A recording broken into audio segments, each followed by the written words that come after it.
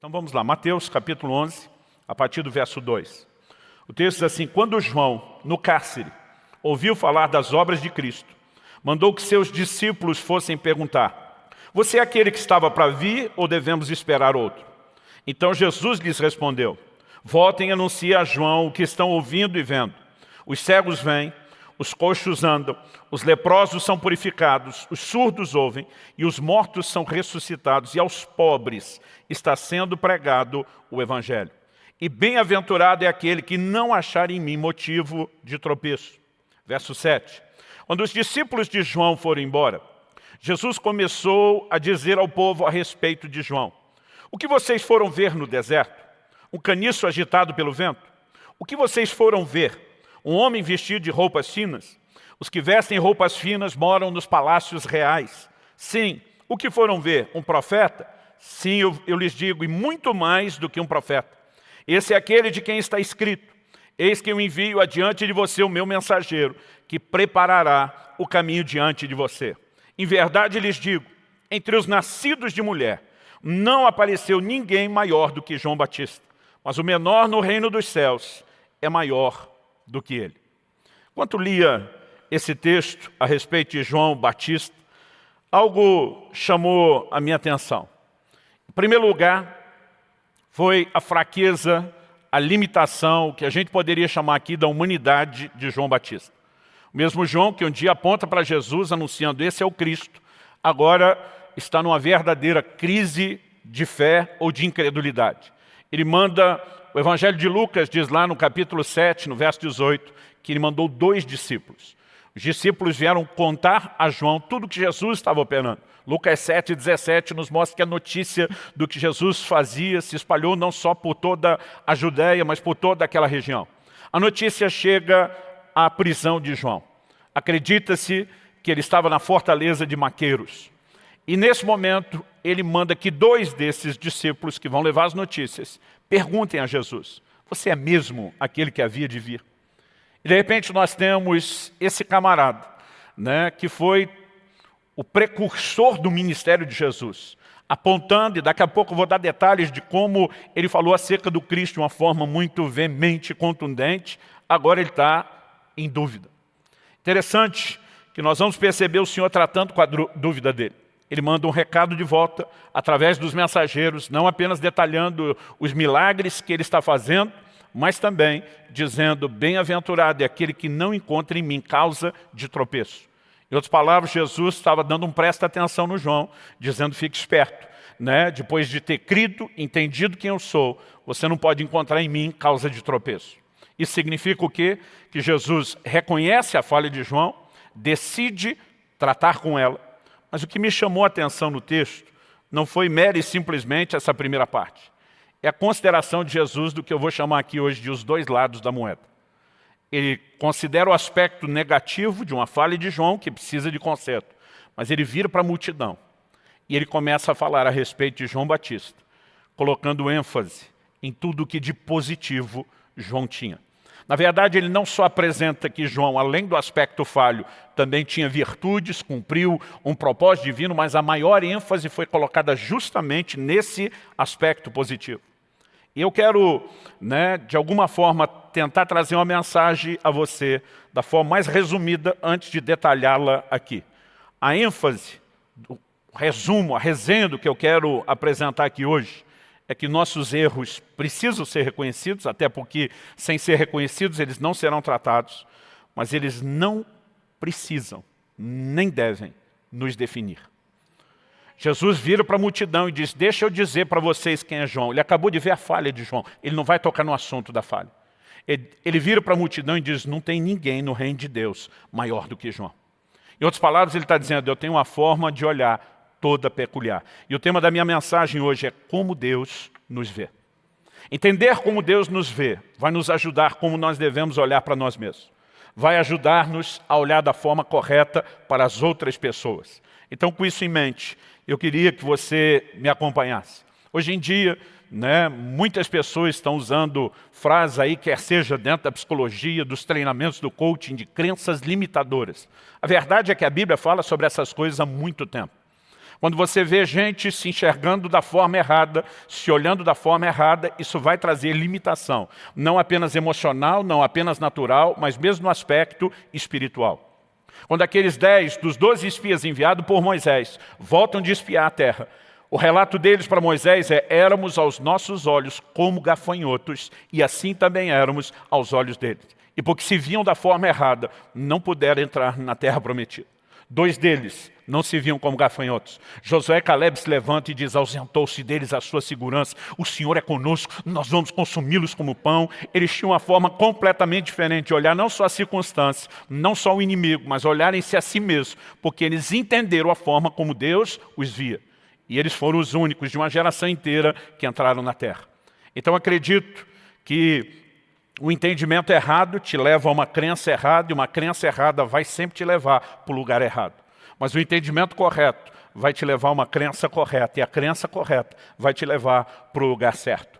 E eu queria que a gente pudesse trabalhar isso, trazendo um pouquinho mais de fundamento bíblico. Então eu vou dividir essa mensagem em 3 aspectos, né, de uma mesma verdade, se complementam. De um lado, nós vamos analisar a fraqueza humana. Depois, nós vamos falar desses 2 lados da moeda, que também a nossa vida não consiste só de fraquezas e limitações. Mas em terceiro e último lugar, nós vamos mostrar que Deus sempre dá mais ênfase ao aspecto positivo do que ao negativo, e qual é a lição prática que isso deve trazer aos nossos corações. Então vamos falar desse elemento, né, de fraqueza humana. Como dissemos, João Batista está preso pela execução do seu ministério e pelo cumprimento do propósito.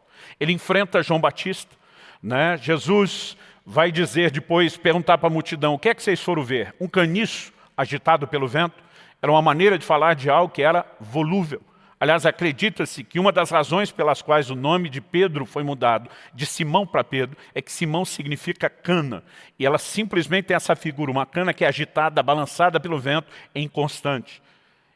Interessante que num momento de inconstância de João, Jesus se levanta para dizer ao povo que ele não era inconstante. Jesus não está deixando de reconhecer a falha do momento, mas ele estava dizendo que a falha não o definia. Mas é interessante que a Bíblia apresenta uma figura dos homens de Deus, fazendo com que eu e você lembremos que eles eram gente como a gente. O contraste entre o início e o fim do ministério de João Batista é muito grande. Talvez você não lembre de todos os detalhes de como foi que ele anuncia a vinda do Messias. O Evangelho de João é quem mais provê detalhes em relação a essa mensagem de João Batista, o precursor de Cristo. Mas eu quero ler aqui o Evangelho de João, no capítulo 1, do versículo 29 ao 34, que diz assim: no dia seguinte, vendo que Jesus vinha em sua direção, João disse: eis o Cordeiro de Deus, que tira o pecado do mundo. Este é aquele a respeito de quem eu falava quando disse: depois de mim vem um homem que é mais importante do que eu, porque já existia antes de mim. Eu mesmo não o conhecia, mas vim batizando com água, a fim de que ele fosse manifestado a Israel. E João testemunhou dizendo: eu vi o Espírito descer do céu como pomba e pousar sobre ele. Eu não conhecia. Aquele, porém, que me enviou a batizar com água me disse: aquele sobre quem você vir descer e pousar o Espírito, esse é o que batiza com o Espírito Santo, pois eu mesmo vi e dou testemunho de que ele é o Filho de Deus. Numa época onde muitos estavam naquela ansiedade de saber quem era o Messias. No início do próprio ministério de João Batista, ele começa a produzir uma mobilização tão grande com o batismo de arrependimento que ele praticava, que as autoridades de Jerusalém mandam mensageiros para perguntar: quem é você? Ele responde: não sou o Cristo. Né? A pergunta deles, já entendida por João, e ele dá logo a resposta. Está todo mundo na expectativa de quando se cumprirá a promessa da vinda do Messias. Eu não sou ele. Eu apenas vim como seu precursor. Eu sou apenas uma voz. Ele já estava dando testemunho, está para acontecer. Mas no momento que Cristo entra no cenário e diz: é dele que eu estava falando o tempo todo. Ele diz: o mesmo Deus que me enviou a pregar essa mensagem a vocês tinha me dado um sinal, que eu veria o Espírito descer sobre ele como pomba. Eu vi, eu testifico. Esse é o Filho de Deus. João Batista se levanta, né? E o peso do ministério de João Batista não pode ser esquecido nessa avaliação. Certa ocasião, Jesus foi indagado pelos fariseus e antes de dar a resposta, ele disse: se vocês responderem a minha pergunta, eu respondo a de vocês. A Bíblia diz que Jesus retribui outra pergunta dizendo: o batismo de João era de Deus ou era dos homens? E eles começam a confabular entre eles, diz: se a gente responder que era de Deus, ele vai perguntar por que é que nós não aceitamos. Se a gente responder que era dos homens, nós estamos lascados, que o povo considera profeta e vão se levantar contra nós. Isso nos ajuda a medir a popularidade, a força do ministério de João Batista. O impacto que esse homem teve. No entanto, depois de tudo aquilo, ele começa a entrar, né, no que alguns poderiam classificar aí, né, do ostracismo, do esquecimento. Seus discípulos começam a ficar incomodados. Olha, aquele de quem o Senhor anunciou está batizando mais gente do que você. Ele diz, não convém que ele cresça, que eu diminua. Eu sou só um precursor. É ele que tem que aparecer, é ele que tem que brilhar. No entanto, João Batista, pela sua firmeza de uma mensagem contra o pecado, né, chamando o povo ao arrependimento, ele confronta o rei Herodes, dizendo, não é lícito você casar com a mulher do seu irmão. E isso trouxe a ele um alto preço.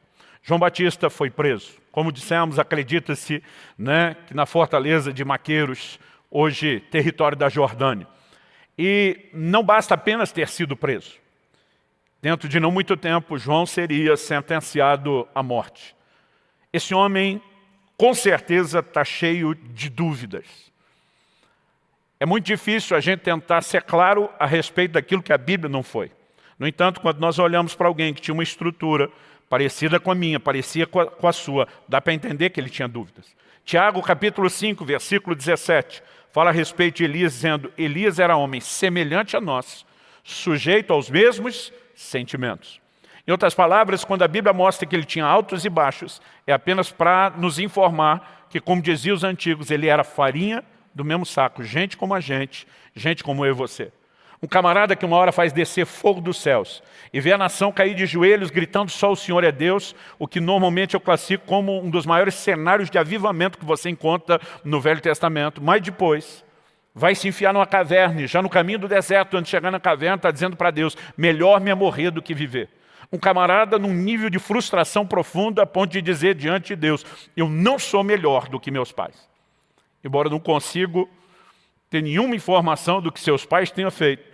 Elias é um dos maiores vultos do Velho Testamento, junto com Moisés, são considerados os maiores vultos do Velho Testamento, mas ele tem lá os seus motivos para estar tão frustrado a ponto de desistir do ministério e desistir da vida. O livro de Jeremias, outro que tem chamado muito minha atenção nessa semana, na nossa leitura aí dos 100 dias na palavra, no capítulo 20, nos versículos 7 e 8, Jeremias diz assim para Deus, tu me persuadiste, Senhor, e eu fui persuadido. Foste mais forte que eu e prevaleceste. Em outras palavras, está dizendo, o Senhor me convenceu a ir para o ministério, anunciar a sua palavra, e eu acreditei em você. Resultado, ele diz, sou motivo de riso o dia inteiro.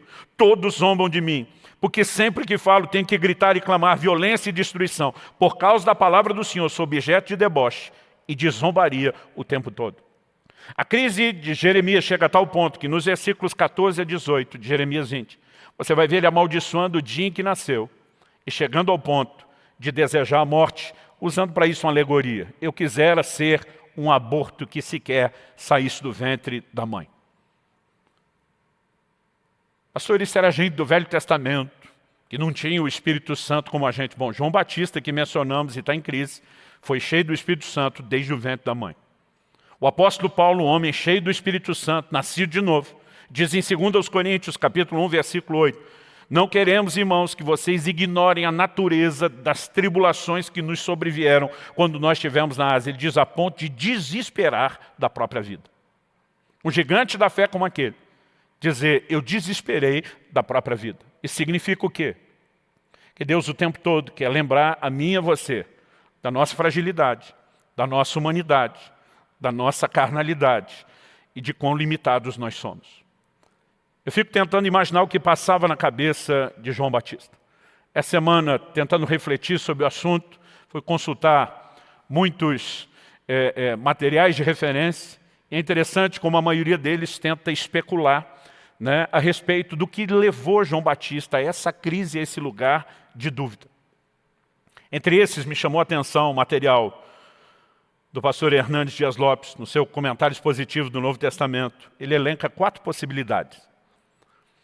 Todas elas, acredito, serem muito prováveis, pela lógica, não podemos, né, simplesmente ser categórico e dizer aconteceu, mas faz muito sentido quando você considera todos os elementos aí da natureza humana. Dentro dessas 4 possibilidades, ele apresenta a primeira, os questionamentos, possíveis questionamentos de João. Como conciliar as maravilhas que Jesus opera com a dolorosa situação que o atinge? Ele está na cadeia. A situação dele não é nada boa. Ele foi o precursor de Cristo. Cristo está fazendo coisas extraordinárias pelos outros, mas não parece estar fazendo em favor dele. Se você ainda não teve esse tipo de crise, pode ter certeza que é uma questão de tempo, ela vai acontecer.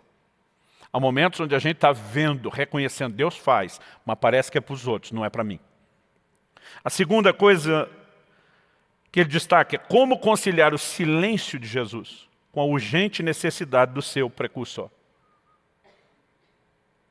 Mesmo deixando de lado que Jesus ou Deus não tem intervido de uma forma direta, Jesus não parece ter se levantado em sua defesa, não parece ter falado a respeito de nada em relação ao assunto, e de alguma forma existe alguma coisa incomodando João. Eu estou aqui esquecido. Outra possibilidade, como conciliar a não intervenção de Jesus com a mensagem de juízo que ele anunciara sobre o Messias. Ele tem nas suas mãos a pá. Ele vai separar a palha, ele vai queimar em fogo inextinguível. Em quarto e último lugar, ele diz, a dúvida de João é alimentada não pelo calabouço, mas por expectativas não correspondidas. A maioria das pessoas não esperava no Messias um Salvador espiritual. Esperava um Salvador natural. Havia promessas sobre os impérios mundiais. Deus antecipa a Babilônia, o reinado dos Medo-Persas, a Grécia de Alexandre o Grande, o reinado de Roma, antes deles terem estabelecidos. O Senhor mostra na visão de Daniel 2, daquela estátua com a qual Nabucodonosor sonhou, que haveriam 4 impérios. Mas nos dias do 4º império haveria uma intervenção. A Bíblia diz que uma pedra cortada sem auxílio de mãos atinge a estátua nos pés. Cada mudança de metal, a cabeça de ouro, o peito e os braços de prata, o ventre de bronze, depois as pernas e os pés de ferro. Cada mudança de metal na estátua indicava uma mudança de reino. Como a pedra atingia a estátua nos pés, acreditava-se que o Messias viria nos dias do 4º império. Eles estão vivendo os dias do 4º império. A ansiedade sobre a manifestação do Messias, ela é visível, em relação a todo mundo. A própria mensagem de Jesus, ele se levanta dizendo, o tempo está cumprido e é chegado o reino de Deus. É nesse ambiente de expectativas que todo mundo está imaginando, ele vai destronar os romanos. Eles não apenas imaginavam que o Messias os libertaria do jugo desses impérios, mas eles acreditariam que eles assumiriam esse lugar de reinado. É por isso que você vai ver os discípulos dizendo para Jesus, quando o Senhor se assentar no trono da sua glória, eles não estavam pensando num trono espiritual. Tiago e João têm a ajuda de sua mãe, que vai interceder para Jesus. Permite que meus filhos se assentem, um à sua direita, outro à sua esquerda. O que ela estava dizendo? Deixa um ser ministro da fazenda, o outro do planejamento. Deixa a faca e o queijo na mão da família. E de alguma forma Jesus não fez nenhum movimento nesse sentido. Não está estabelecendo o nível de juízo que eles esperam. E há dúvidas por expectativas não correspondidas. Interessante que Lucas capítulo 7 nos dá um detalhe específico que Mateus não especifica. Diz que quando os mensageiros chegam com a pergunta, é você mesmo, ou temos que esperar outros? Jesus vai, cura os enfermos. E depois de os curar, ele volta e diz, agora vão contar para João o que vocês viram. Até então nós sabemos que as notícias do que Jesus está fazendo estão correndo por aí e chegaram em João. Tudo começou com João ouvindo sobre os milagres. Mas agora Jesus opera os milagres na frente desses 2 discípulos. E diz, volte contar para ele. Volte anunciar para ele que os cegos vêm, os coxos andam, os leprosos são purificados, os surdos ouvem, os mortos são ressuscitados e aos pobres está sendo pregado o Evangelho. Todos esses também eram sinais ligados às profecias a respeito do Messias. É como se Jesus estivesse tentando ajustar o foco e dizendo, você não viu aquela outra parte que estava esperando, mas essa que também foi anunciada e prometida já está se cumprindo. E é nesse momento que Jesus dá presta atenção em João, através de seus discípulos. E bem-aventurado é aquele que não se escandaliza, que não acha em mim causa ou motivo de tropeço. Nesse momento nós temos um desenho da fragilidade de João, que faz com que eu e você lembremos da nossa.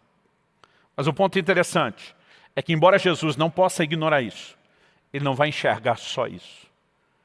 Quando os discípulos saem, Alguns acreditam que Jesus vai falar de João daquele jeito depois para justificar uma exposição de João causada pelos próprios discípulos. Eu, particularmente, não creio que toda a conversa de Jesus era feita em público. Eu, particularmente, acredito que eles fizeram uma pergunta. Jesus opera milagre. Jesus volta para eles, responde a pergunta e diz, vai para João. Quando eles vão embora, agora Jesus se vira para a multidão. E a minha leitura sobre esse episódio é, deixa eu falar para vocês quem é João. Versículo 7 diz que foi depois que eles foram embora. Então ele começa a dizer, o que é que vocês saíram a ver? Um caniço agitado pelo vento, alguém constante? Jesus diz, não. A primeira afirmação de Jesus me parece ser, o que eu vi nesse momento, no comportamento de João, não faz com que eu defina. Alguém diz que você não pode avaliar um time por uma única partida. Tem que ser por todo o campeonato. Jesus está agindo de uma forma parecida. Um time pode ter jogado muito bem uma partida e jogar ruim todo o restante do campeonato. Ou o contrário, ele pode ter jogado muito mal a partida e ter um alto desempenho, uma alta performance no restante do campeonato. Então, normalmente, a gente diz, você não vai avaliar o time por uma partida. Naquele momento, Jesus está dizendo mais ou menos o seguinte, eu vi a partida ruim, mas isso não define o time. Eu sei quem é esse time. E ele começa agora a trazer um destaque sobre João. Ele diz, vocês acham que ele é um profeta? Ele está num patamar superior. Dentre os nascidos de mulher, não há ninguém maior do que João Batista. Ele é o cumprimento da profecia de Isaías, de alguém que iria à minha frente. E agora Jesus começa a exaltar todas as virtudes que deveriam ser exaltadas a respeito de João Batista. Isso significa o quê?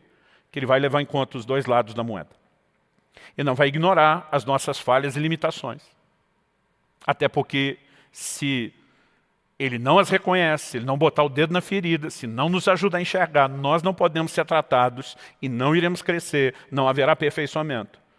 Mas, de uma maneira muito precisa, o posicionamento de Jesus é dizer, mas João não é só isso. Então, olhar para essa declaração, mesmo depois da exortação, bem-aventurado aquele que não acha em mim causa de tropeço, o que me ensina que ele não ignora nossas falhas, ele também não quer que a gente ignore. Porque, gente, não é fácil enxergar as nossas falhas. Jesus disse que a gente tem a capacidade de enxergar o cisco no olho do irmão, mas não vê a trave no nosso. Então, o nosso problema não é enxergar a falha, porque se eu vejo o cisco no olho do meu irmão de longe, um errozinho à distância, significa que o meu problema não é ver erro, o meu problema é enxergar os meus. Salmo 19, 12 tem uma oração, e nela o salmista diz, quem pode discernir os seus próprios erros? Ele chega ao ponto de orar para Deus, purifica-me tudo os que me são ocultos. Ele está dizendo, eu não dou conta de enxergar todas as minhas mancadas. E até por isso, de vez em quando, Deus precisa permitir que essa nossa limitação e essas fraquezas venham à tona. Se elas não vierem à tona, se elas não surgirem, se a gente não for confrontado por elas, não haverá crescimento, não haverá tratamento. Eu me lembro de 26 anos atrás, uma mensagem que eu ouvi do pastor Francisco. Estávamos iniciando um trabalho lá em Guarapuava. Ele estava conosco, era uma reunião pequena, dentro de uma casa. Enchemos de gente em tudo quanto é cômodo que desse para ouvi-lo, mas era uma reunião menor. Eu me lembro do Francisco, com aquele jeito específico dele, né? Começando a mensagem, ele diz, o tema da minha mensagem hoje é, qual foi a última vez que o galo cantou na sua vida? Foi um dos temas mais incomuns de mensagem que eu tinha ouvido.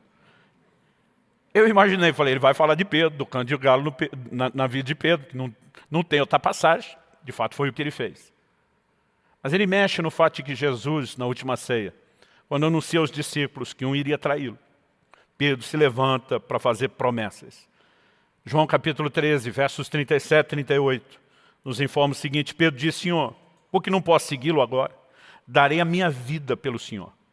Jesus respondeu, você dará a sua vida por mim? E verdade, em verdade lhe digo, antes que o galo cante 3 vezes, você me negará. Jesus está dizendo, daqui a pouco, Pedro, você vai entrar em contato com a sua humanidade, com a sua fragilidade. Pedro, nem você se enxerga. Você acha que você é o cara. Mas eu vou dar uma espetada e murchar essa bola que você acha que está muito cheia. Era como se Jesus estivesse dizendo, eu vou denunciar você para você mesmo. Eu vou te colocar em contato com a limitação que você não está enxergando, para que você descubra quem de fato você é. Segundo Francisco, naquele dia, ele diz: o cantar do galo é um alarme de Deus na nossa vida, para nos lembrar que a gente não é tudo aquilo que a gente acha que é. O interessante é que Jesus não deixou o assunto morrer aí. Depois da ressurreição, João capítulo 21 nos mostra que ele encontra Pedro. Pedro tinha voltado a pescar, o Senhor aparece para eles na praia, comem juntos, e daqui a pouco Jesus começa a caminhar à parte com Pedro e tem uma conversa com ele. Dos versículos 15 a 17 de João 21, nós temos a informação de que Jesus pergunta por 3 vezes: Pedro, tu me amas? Pedro responde: tu sabes que eu te amo. Mas tem um jogo de palavras no grego que pode sugerir uma resposta diferente da altura da pergunta. Jesus pergunta: tu me amas? Agapau. Agapau é uma derivação de ágape, do amor sacrificial. A resposta de Pedro para Jesus é: tu sabes que eu te amo, filéu. Filéu é amor de amigo, amor de irmão fraternal. Alguns acreditam que a resposta dele é mais ou menos o seguinte: amar eu amo, mas não é aquela Brastemp, não é aquelas coisas. Algumas traduções optaram por uma resposta: tu sabes que eu gosto de você. Em outras palavras, Pedro está dizendo: eu achava que era o cara, que eu estava pronto para morrer pelo Senhor, e descobri que eu não estou com essa bola toda. Mas ali nos versículos 18 e 19 de João 21, o Senhor fala algo muito importante para Pedro. Ele diz assim: em verdade lhe digo, que quando era mais moço, você se cingia e andava por onde queria, mas quando for velho, estenderás as mãos, outro cingirá e o levará para onde você não quer ir. Jesus disse isso para significar com que tipo de morte Pedro havia de glorificar a Deus. E depois de falar assim, Jesus acrescentou: siga-me. Olhe para cá um pouco. Estenderás as mãos. A Bíblia diz que Jesus dá esse sinal para dizer com que tipo de morte Pedro iria glorificar a Deus. Morte por crucificação. Quando eu era garoto e lia a Bíblia, eu achava que só Jesus e aqueles 2 bandidos em toda a história da humanidade tinham sido crucificados. Demorou para eu entender, estudando a história, que o Império Romano crucificou incontáveis milhares de pessoas. Era uma das formas mais comuns de execução naqueles dias. Então Jesus está anunciando que Pedro vai morrer, e isso é uma boa notícia, pastor Luciano? É, porque Pedro tinha dito: eu estou pronto para morrer por você. Na primeira chance fugiu, provou que não estava. Agora Jesus está olhando para Pedro e dizendo: Pedro, quando eu olho para você, eu não enxergo a falha do seu passado. Eu não enxergo a limitação do seu presente, onde hoje você reconhece que não me ama como achava que amava. Eu olho para o seu futuro e eu vejo que você vai se tornar alguém que vai estar disposto a entregar a sua vida por mim. Em outras palavras, ele estava dizendo: você vai ter uma segunda chance, e nela você vai provar que cresceu, que amadureceu, que alcançou esse nível e esse lugar. O que é que Jesus está dizendo? Pedro, eu não vou definir você pelo fracasso do passado, eu não vou definir você pela limitação do presente, eu estou de olho aonde você vai chegar. E sabe, ele não apenas consegue olhar os 2 lados da moeda, mas na verdade eu diria que ele consegue botar muito mais ênfase no aspecto positivo do que no aspecto negativo.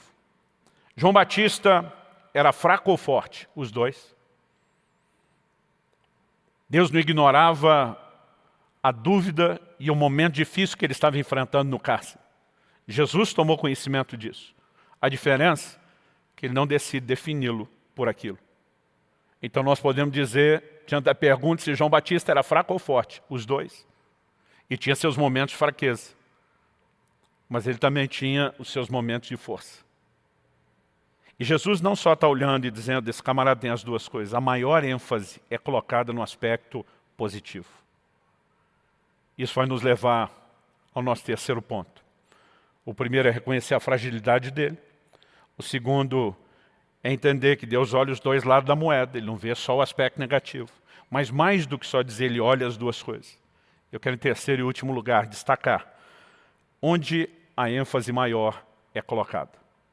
E eu quero te dizer que isso não diz respeito só à forma como Deus olha para pessoas. E obviamente, se Ele nos olha dessa forma, Ele tem uma expectativa de que eu e você possamos seguir o seu padrão. Mas Ele também nos orienta a trabalhar assim em relação às circunstâncias.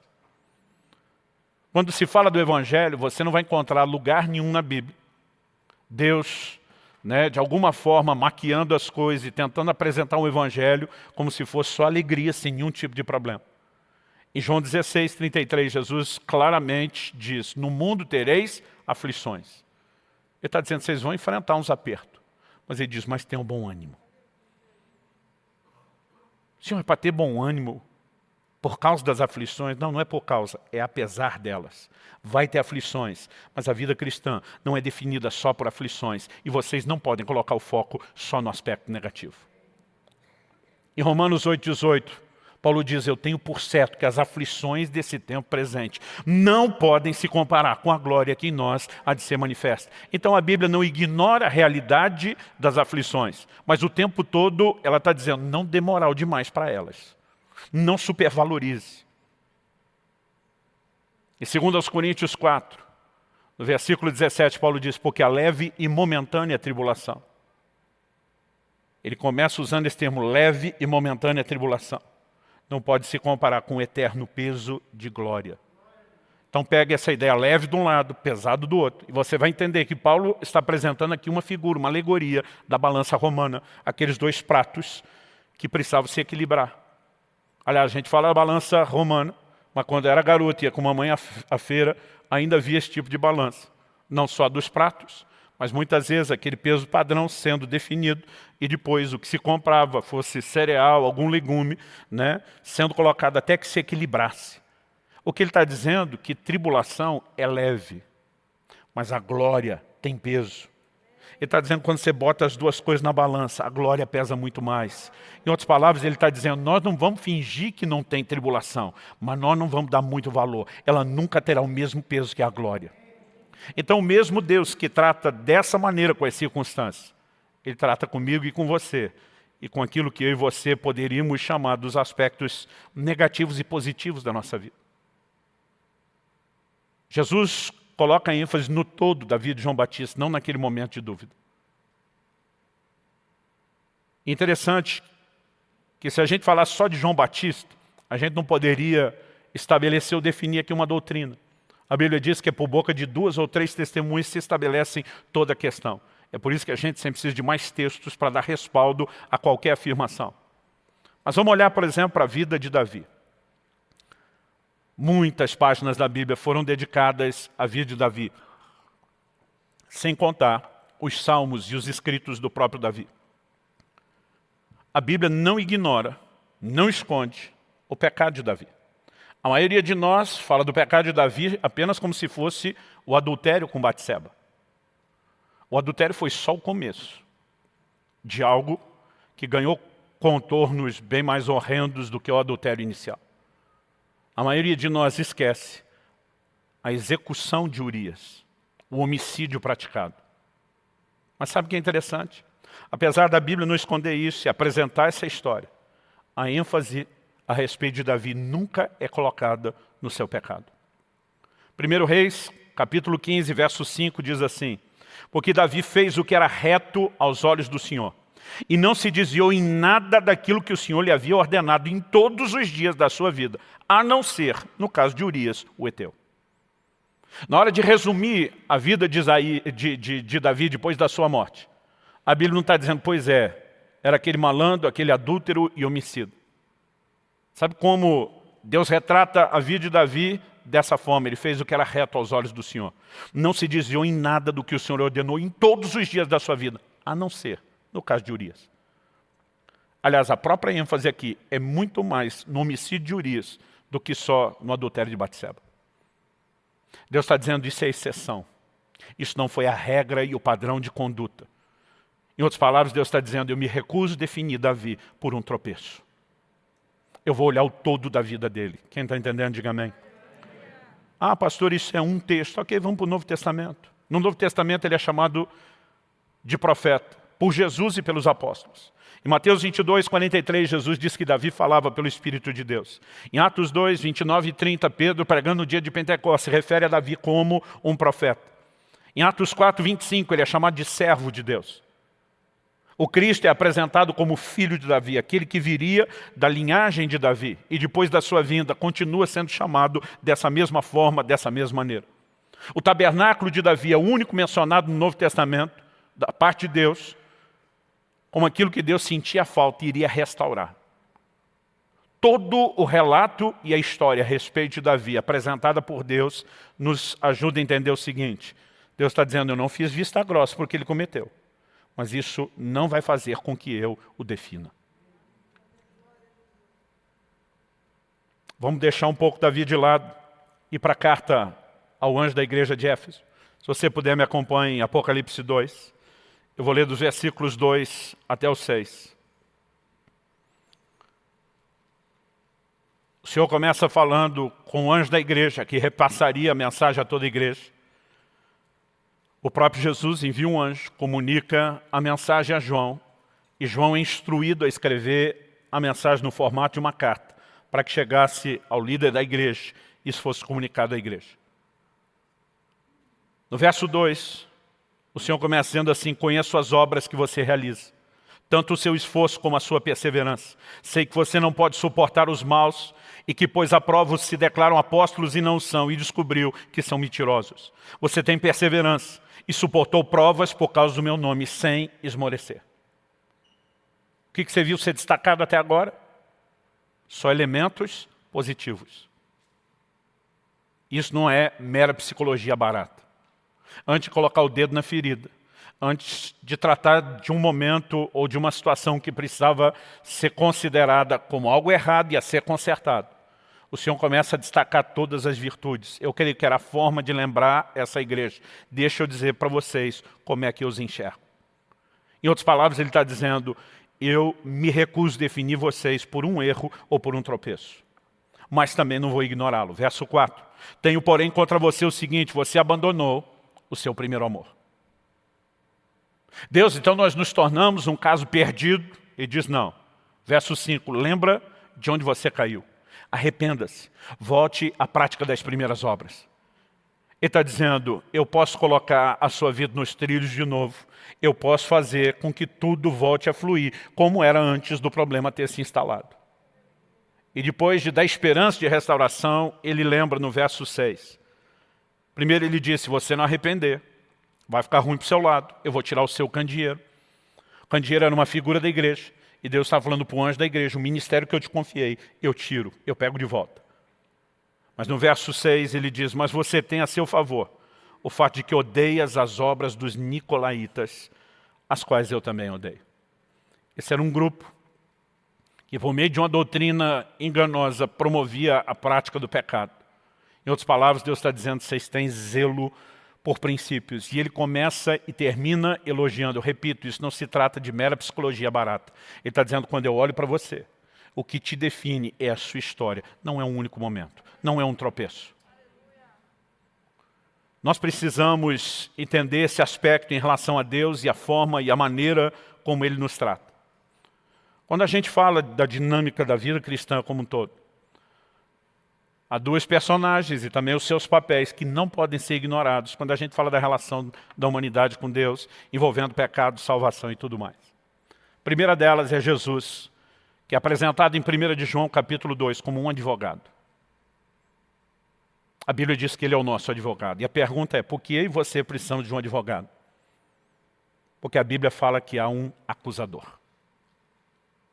Apocalipse capítulo 12, verso 10, fala de Satanás da seguinte forma, foi expulso o acusador de nossos irmãos, o mesmo que os acusa de dia e de noite diante do nosso Deus. Se existe alguém que tenta nos definir por um momento de falha, por um momento de tropeço, ou mesmo de um pecado, é Satanás.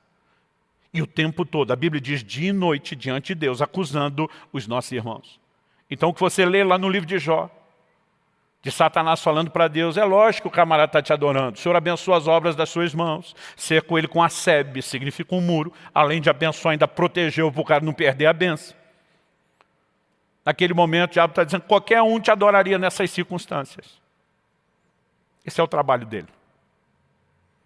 E quando eu e você vivemos só para apontar o dedo. Não estou dizendo que quando alguém erra, não deva ser corrigido, exortado ou ter a sua atenção chamada. Mas quando a gente só enxerga isso nas pessoas, nós estamos jogando no time errado. Se há um acusador, por outro lado há um advogado. 1 de João 2, eu vou ler do versículo 1 a 3 para a gente ter a visão completa. Ele diz assim, meus filhinhos, escrevo-lhes essas coisas para que vocês não pequem.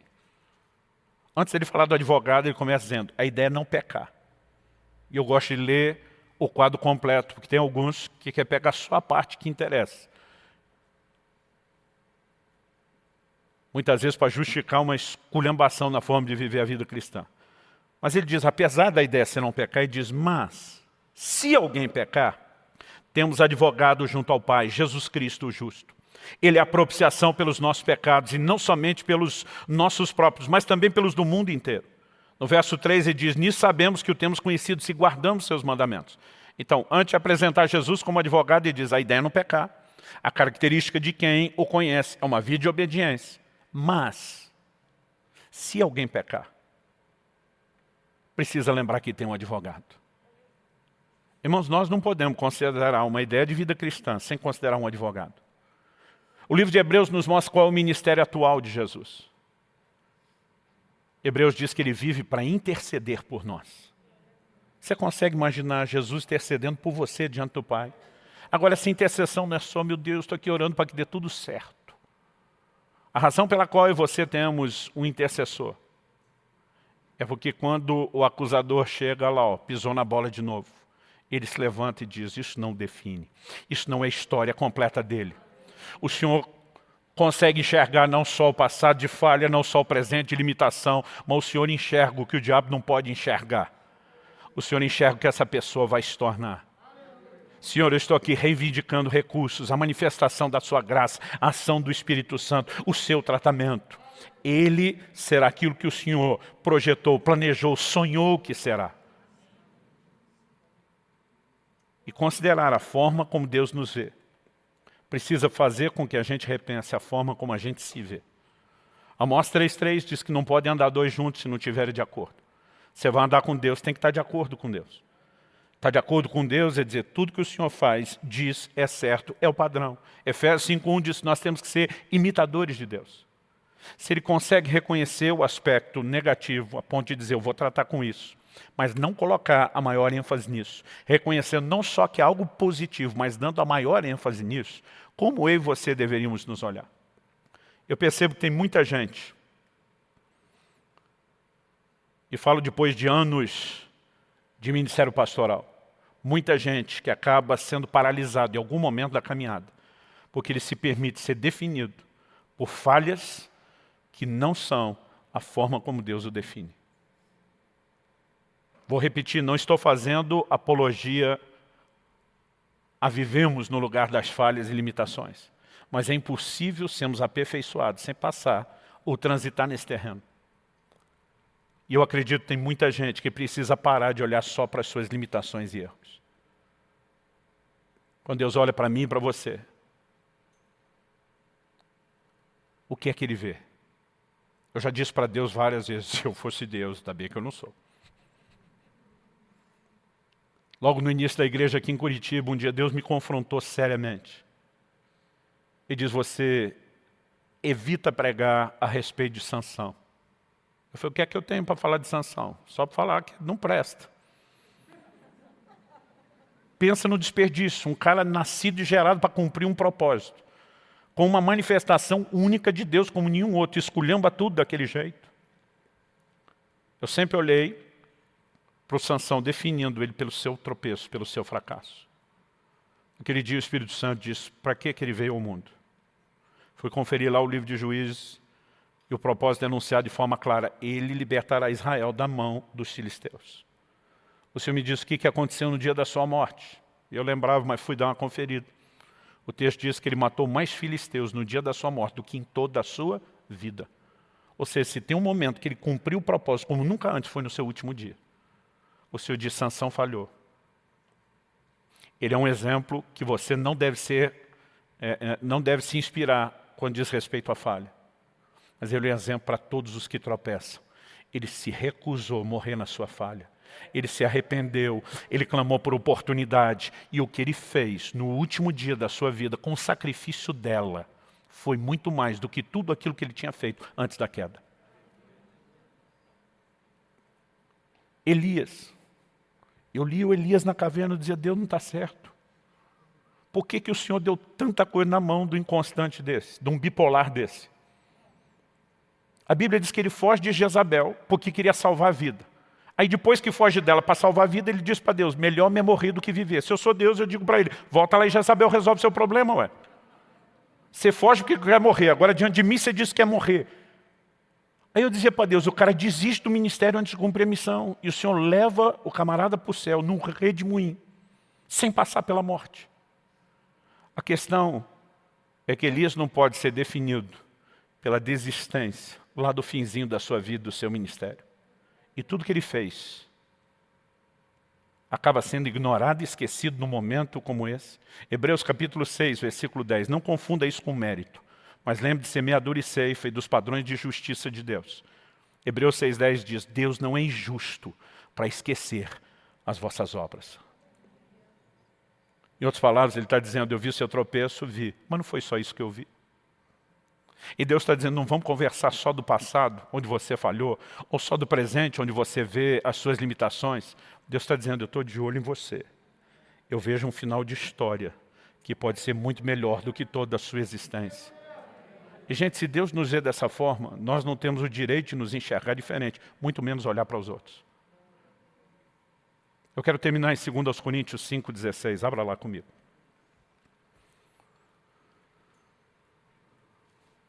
O apóstolo Paulo faz uma afirmação importantíssima quando a questão é relacionamento. Ele diz em 2 Coríntios 5,16, assim que nós, daqui por diante, a ninguém conhecemos segundo a carne. Ele diz, se antes conhecemos a Cristo segundo a carne, já agora não o conhecemos desse modo. Então, primeiro ele está falando no geral, a ninguém conhecemos segundo a carne.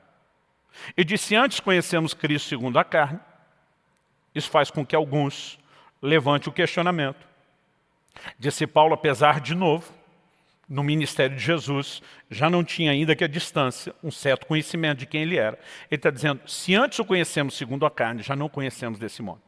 O que Paulo está dizendo? Mesmo aqueles que andaram perto do Senhor, que tiveram o privilégio de vê-lo em pessoa, de ver a operação dos seus milagres, de ouvir os seus ensinos, nenhum de nós já o conhece assim.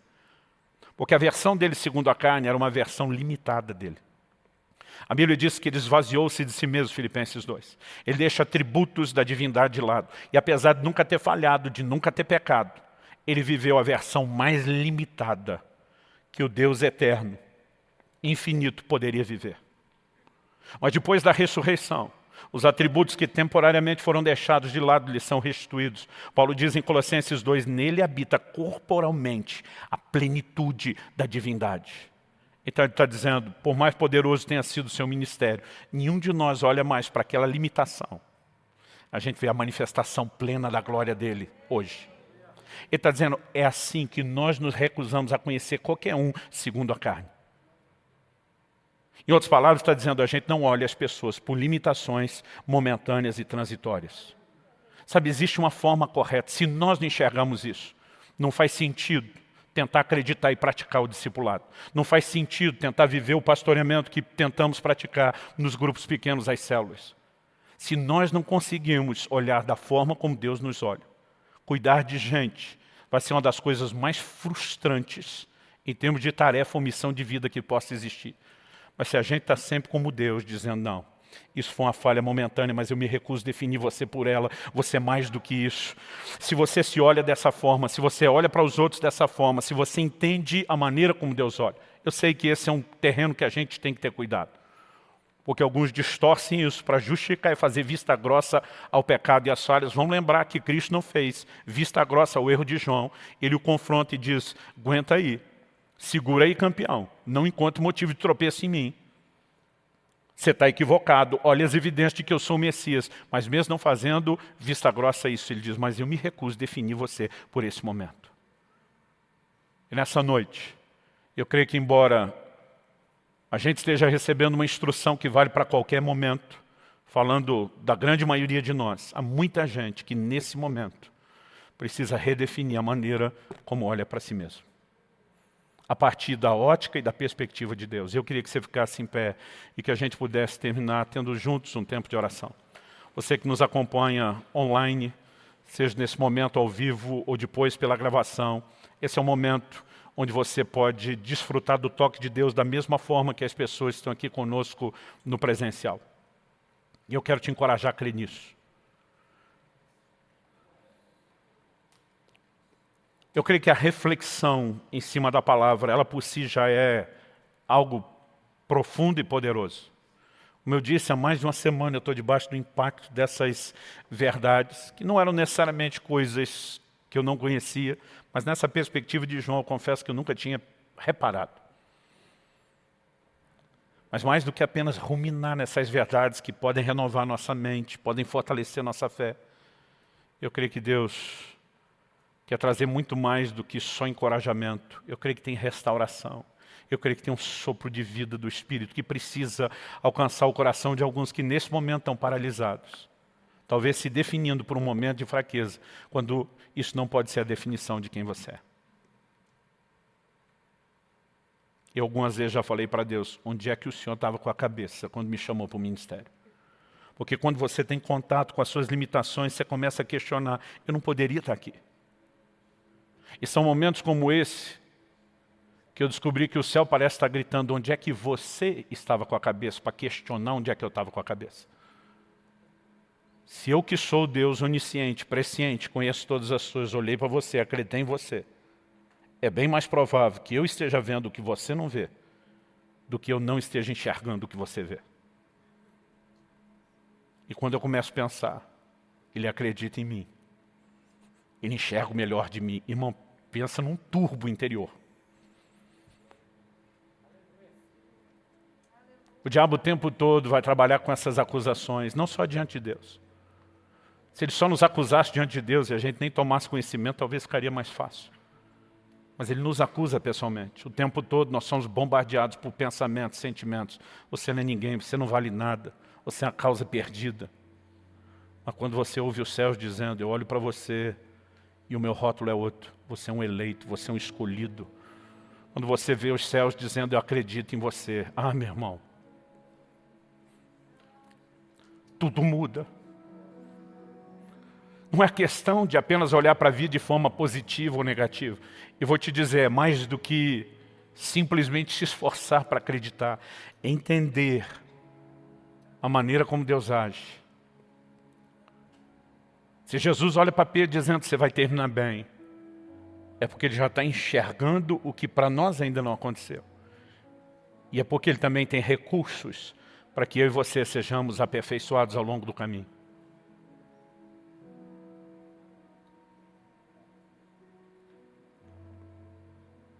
Poucas coisas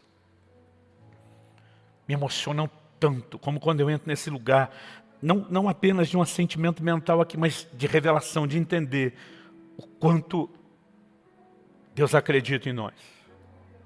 O como Ele consegue não apenas colocar o olho em algo que deveria ter mais peso, mas chamar nossa atenção para olhar da mesma forma. Como eu disse, isso não é apenas a maneira de nós nos olharmos, deveria ser a maneira de olharmos os outros, de olharmos as circunstâncias. Gente, daqui um mês e pouquinho eu vou completar 25 anos de casado. Se existe algo bom que eu e minha mulher entendemos, é que quando nós começamos a descobrir as diferenças um do outro, é onde é que a gente iria colocar os olhos e o que a gente iria relevar. É quando você olha para alguém imperfeito, e você diz, eu recuso definir você por essa pequena imperfeição. Você é muito mais do que isso. E quando você consegue, a despeito daquilo, apreciar e valorizar, o relacionamento é muito melhor. Não é só uma questão de ser duradouro, mas a qualidade. Eu acredito que isso é uma dinâmica para todos os aspectos da nossa vida. É uma lição que Deus nos ensina. Gente que se vê da forma errada, como aqueles espias se viam como gafanhotos, se paralisam, não cumprem o plano e o propósito de Deus. A razão pela qual Deus quer que a gente se veja da forma certa é para que a gente cresça. No entanto, Ele nunca vai dizer, olha, você também é só essa coisa boa. Ele vai dizer, nós vamos ter que trabalhar isso aqui, mas você é mais do que isso aí. Nós vamos trabalhar suas imperfeições e limitações, mas você é mais do que isso. Espírito Santo, vem sobre nós. Não nos deixe sair daqui apenas com encorajamento emocional. Nós oramos pelo Teu sopro de vida. Daquela mesma forma que Ezequiel viu o fôlego de vida, o Espírito de Deus soprando sobre aquele vale de ossos secos. Pai, nós oramos que seja assim na vida de muitos, onde talvez a morte esteja se instalando, os sonhos tenham sido completamente dissipados e roubados, onde alguns se definiram a ponto de dizer para mim, Deus, cessou, eu não avanço mais. Eu oro por uma nova perspectiva, por uma nova visão, trazida pelo alto, Senhor. Se for mera persuasão, convencimento intelectual, emocional, isso não se sustentará.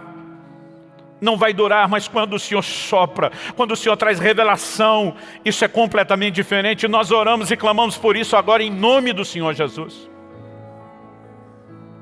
Oramos também por aqueles que talvez não estejam totalmente paralisados, mas vêm sentindo, ó Deus, o peso, a dificuldade de se mover no cumprimento do propósito.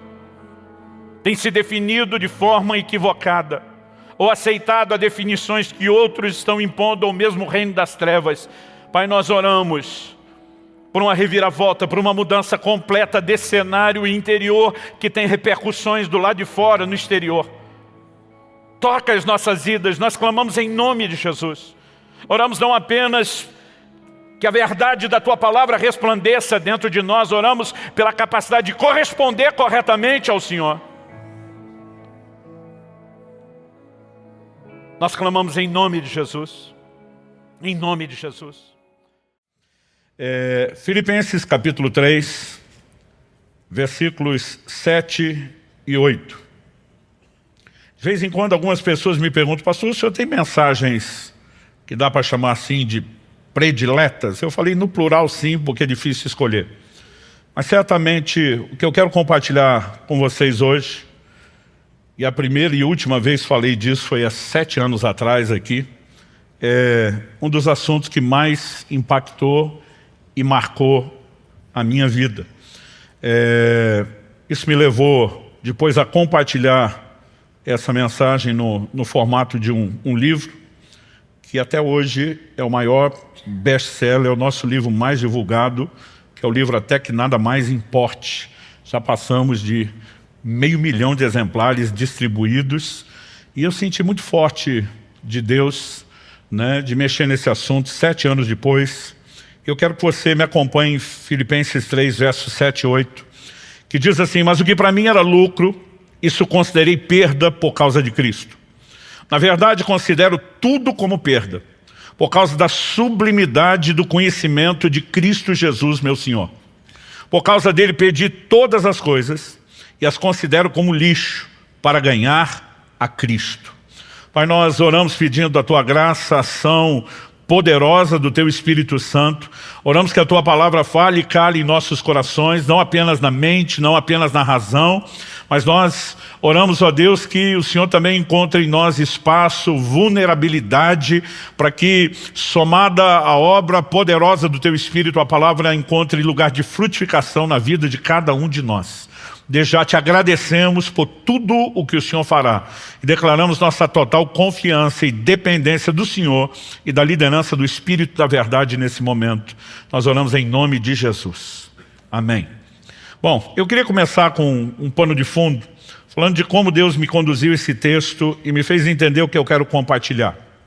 No dia 31 de dezembro de 2007, último dia do ano, a gente acordou em clima de férias lá em casa, já mais tarde, o almoço acabou saindo também mais tarde, e porque não havia compromissos, a não ser nossa preocupação era só o culto da passagem de ano.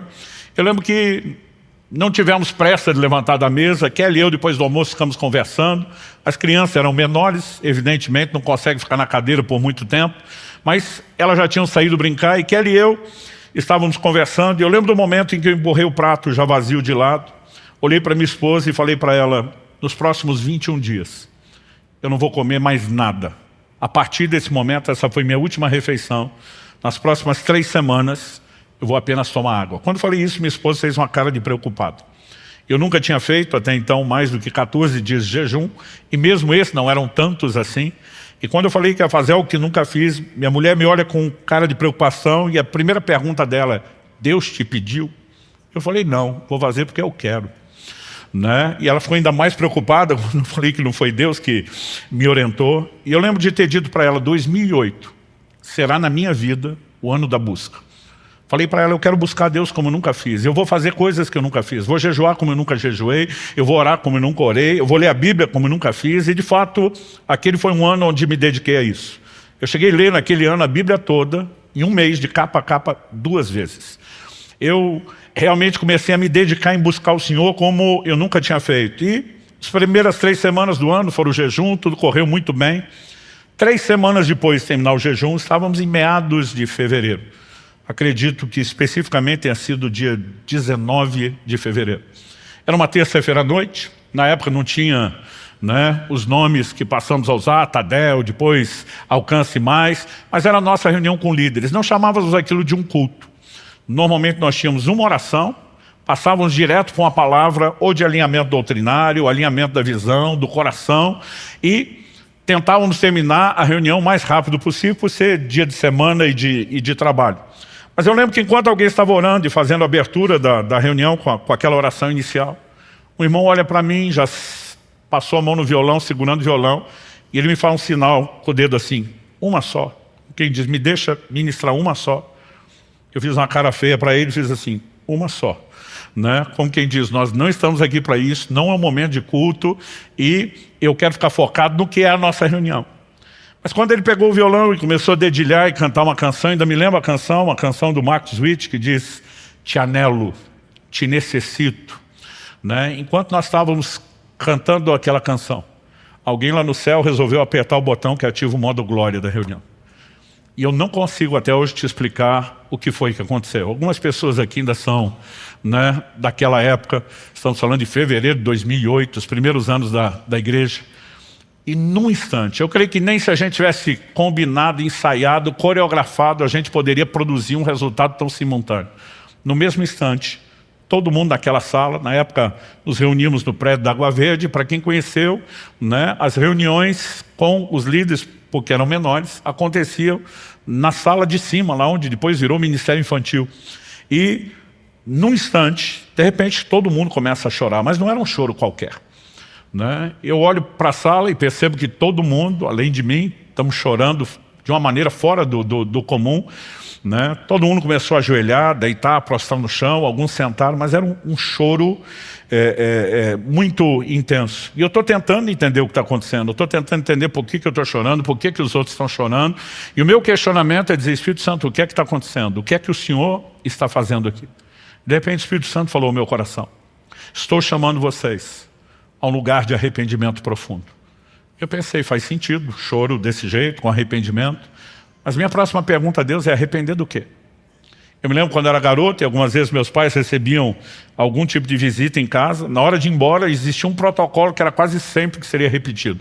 As pessoas, na hora de sair, diziam assim: desculpa qualquer coisa. Eu, na minha cabeça, mesmo que criança, aquilo não fazia o menor sentido. Eu pensava: se tem algo para pedir desculpa, peço por aquilo. Se não tem, não peça. Né? Mas esse negócio de desculpa qualquer coisa, para mim era muito vago. E eu lembro que na hora eu lembrei disso, falei: Deus, arrepender do quê? Porque arrependimento tem que ser específico. Não adianta a gente dizer para o Senhor: desculpa qualquer coisa. Né? E naquele momento o Espírito Santo falou ao meu coração: vocês precisam se arrepender por não estarem me buscando como deveriam. E essa foi a hora que doeu. Porque eu estava no ano da busca. Eu estava me dedicando a buscar o Senhor como eu nunca tinha feito. Tinha acabado de fazer há poucas semanas o maior jejum da minha vida. Né? Muitas vezes, porque eu tinha me determinado a ler a Bíblia tantas vezes aquele ano, eu tinha uma cota de capítulos diária que era o mínimo. Então às vezes eu ia dormir 2, 3 da manhã, porque o dia corrido eu não tinha conseguido ler. Né? E dentro de mim bate um sentimento, é lógico que eu não tive coragem de abrir minha boca. Aprendi com meus pais desde criança que tem 2 tipos de gente, pelo menos, que você tem que respeitar. Quem é mais velho que você e tem mais autoridade que você, e Deus é no mínimo os 2. Mas o sentimento veio, eu mordi minha boca, pensei: não falo nada, né? Mas o sentimento de indignação veio. Né? A vontade era gritar para Deus: se isso não está bom para você, quando é que vai estar? Né? Porque eu pensava: depois de estar dando o meu melhor em tudo, ainda tem que me arrepender por não estar buscando direito. né? E foi um senso de indignação que eu não consigo explicar, mas por mais que eu tenha tentado, não fale, não peca. O salmista diz, a palavra ainda não me chegou à boca e tu já conheces. Com Deus você não precisa nem falar, você pensou, ele ouviu. Você vai pensar daqui uns 10 anos, ele já ouviu. E apesar de não ter feito a pergunta, quando é que vai estar bom para você? O Senhor me respondeu. Eu nunca mais vou esquecer a resposta. Ela é o tema da minha mensagem, tornou o título desse livro. A frase que eu ouvi foi, até que nada mais importe. O Senhor me disse, quando você chegar ao ponto onde nada para você é mais importante do que me buscar, você chegou onde deveria chegar. E o Senhor me disse, nesse momento você não está indo para esse lugar. O Senhor me disse, você decidiu que esse seria o ano da busca e o que você está fazendo, na verdade, é quebrar todos os seus recordes. Orar como não orava antes, ler mais do que lia antes, jejuar mais do que lia antes. Mas o Senhor diz, a única coisa que você fez foi melhorar sua performance, seu desempenho de busca. Isso não significa que seu coração me deseje mais do que desejava antes. E aquilo caiu como uma bomba dentro de mim. Interessante é que Deus não precisa discutir muito. O poder de persuasão dele vai além de argumentação, né? De repente parece que meus olhos se abriram e eu entendi, em fração de segundos, coisas que eu precisei de um livro inteiro para tentar explicar. É difícil você definir revelação, né? Você tem em fração de segundos coisas que você gasta horas falando e parece que não é suficiente para explicar. Mas de repente todo esse desenho se abre a partir desse texto. O apóstolo Paulo dizendo que para mim era lucro, isso eu considerei como perda. Quando você ouve as expressões lucro e perda, são palavras normalmente aplicadas ao mundo monetário, financeiro, né? A questões de valores materiais, mas é evidente que Paulo não está falando disso. Então quando Paulo diz o que para mim era lucro, ganho, ele está falando aquilo que para mim era importante, aquilo que tinha valor. Ele está usando um termo que indica percepção de valor ou da falta dele, e não necessariamente algo que estabeleça preço na percepção monetária. E diz o que para mim era importante, o que para mim tinha muito valor, desvalorizou, perdeu a sua importância. E por que perdeu? Porque diz, porque eu descobri algo muito mais valioso. Porque eu descobri algo muito mais importante. E essa é a declaração que ele faz, né? No verso 8, por causa da sublimidade do conhecimento de Cristo Jesus, meu Senhor. Essa palavra aqui traduzida na versão que eu estou usando, a Nova Almeida atualizada, sublimidade, ela foi traduzida na NVI como a suprema grandeza do conhecimento. Nas outras traduções bíblicas, a excelência. E toda essa diversidade de traduções são tentativas de explicar uma palavra, que no koineu, grego antigo, original, é hiperus. Hiperus fala daquilo que se destaca, daquilo que se eleva, daquilo que se sobressai. Essa palavra, em essência, fala de proeminência. E basicamente eu não creio que Paulo esteja falando da proeminência do conhecimento, mas que ele esteja falando do conhecimento daquele que é proeminente, do conhecimento daquele que se eleva, daquele que se destaca. E quando ele entra no lugar de percepção e entendimento da importância de Cristo, comparado a esse nível de importância, o que antes parecia ser importante, perdeu completamente a sua importância, desvalorizou. E nesse momento eu entendi o Senhor dizendo, eu não espero de você nada menos do que chegar a esse lugar de compreensão, que nada deve ter a mesma importância para você do que eu. Ou seja, muitos de nós já não buscamos a Deus como deveria. Dos que estão buscando, alguns de nós estão focando talvez algo que precise de um certo ajuste. E eu quero começar falando em primeiro lugar, esse foi o primeiro nível de entendimento e de correção que Deus trouxe para mim. Eu não vim aqui corrigir você, eu vim contar a história da minha correção, na esperança de que a carapuça também lhe sirva. Porque não é justo a gente apanhar sozinho, a gente sempre quer que alguém mais seja incluído na história.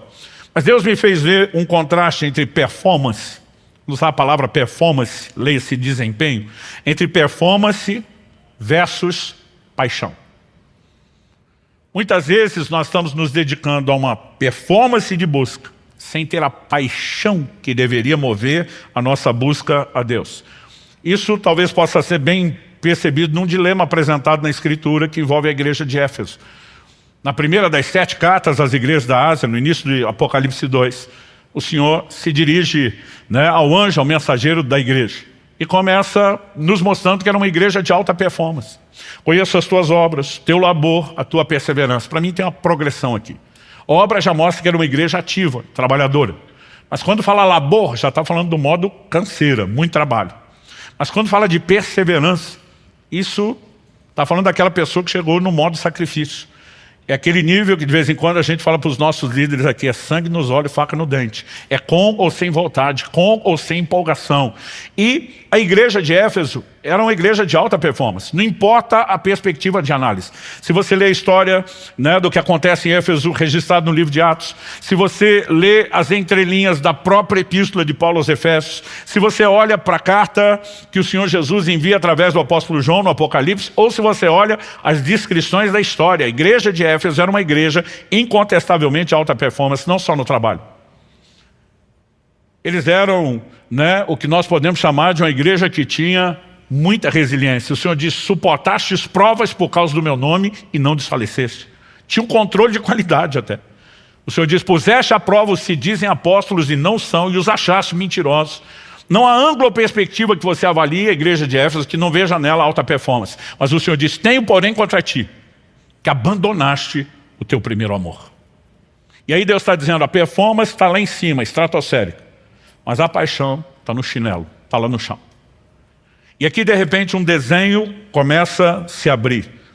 E o Senhor não fala disso como se fosse uma crise. Eu lembro de uma ocasião que uma pessoa me aborda e diz, pastor, o senhor poderia orar por mim no final de um culto? Eu falei, claro. Pelo que você quer que eu ore? Eu gosto de perguntar pelo que a pessoa quer oração. E ela falou assim, não, eu estou em crise. Eu falei, que tipo de crise? Falou, perdi o primeiro amor. Eu falei, desculpa, então você não está em crise, você está em pecado. E ele me olhou assustado, como assim? Eu falei, o único momento em que Deus toca no assunto, você está falando de perder o primeiro amor e diz, lembra-te de onde caíste, chama de queda. Arrepende-te, está chamando arrependimento. Então nós temos uma lógica muito simples. A definição bíblica de pecado está lá em 1 João 3,4. É a transgressão, a desobediência da lei.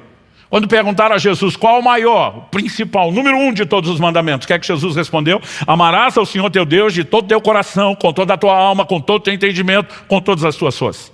Logo, não é apenas amar a Deus que é o mandamento principal, mas é amá-lo com tudo que é em nós, é amá-lo com o que nós podemos chamar de amor total.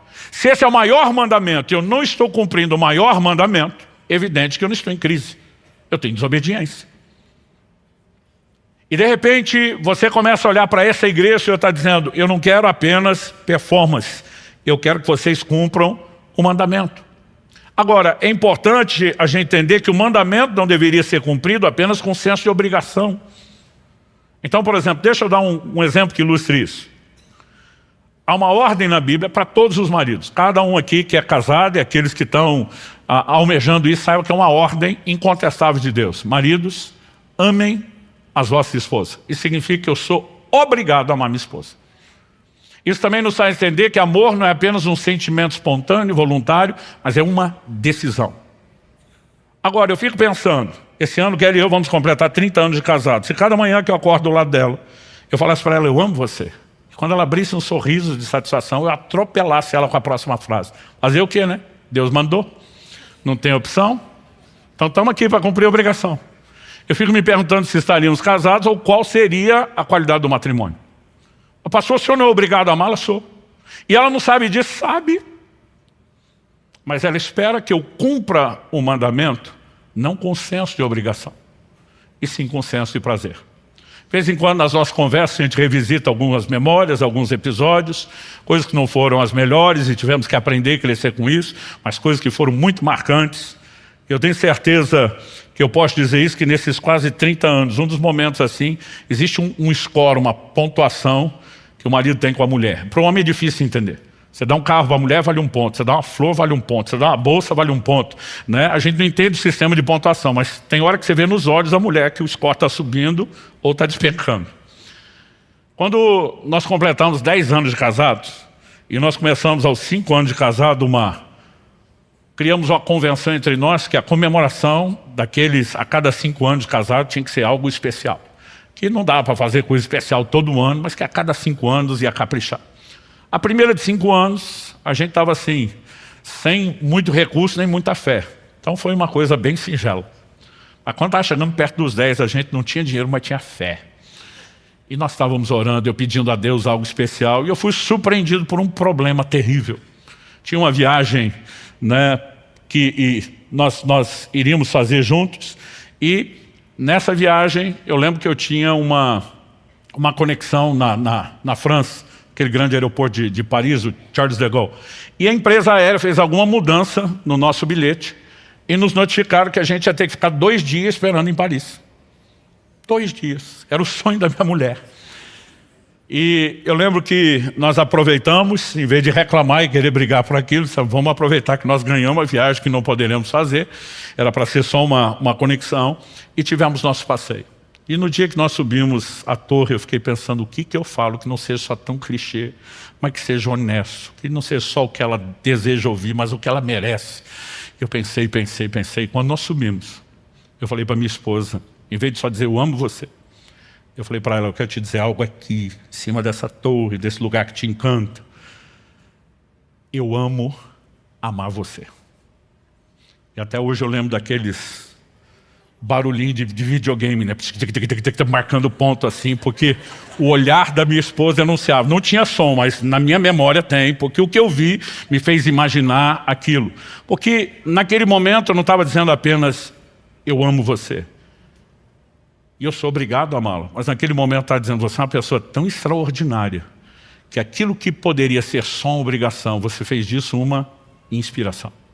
Qual a diferença? Você pode ter um marido totalmente dedicado, e isso não faz dele alguém interessado na outra pessoa. Pode fazer dele apenas alguém orgulhoso.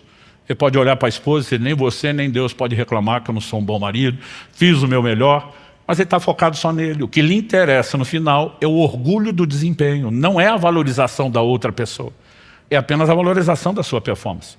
Se nós entendemos o quão danoso e desastroso isso pode ser num relacionamento humano, por que é que não conseguimos entender o paralelo no plano espiritual? Aquele início do ano, quando eu fiquei indignado de Deus falar comigo que eu tinha que me arrepender, porque eu estava no ano da busca, o Senhor me disse, você não está me desejando mais do que antes, você só está quebrando seus recordes. E a única coisa que você conseguiu até agora é ficar mais orgulhoso do que você estava antes. E foi o momento onde a casa caiu. Porque de repente eu comecei a entender, não se trata de desempenho ou performance.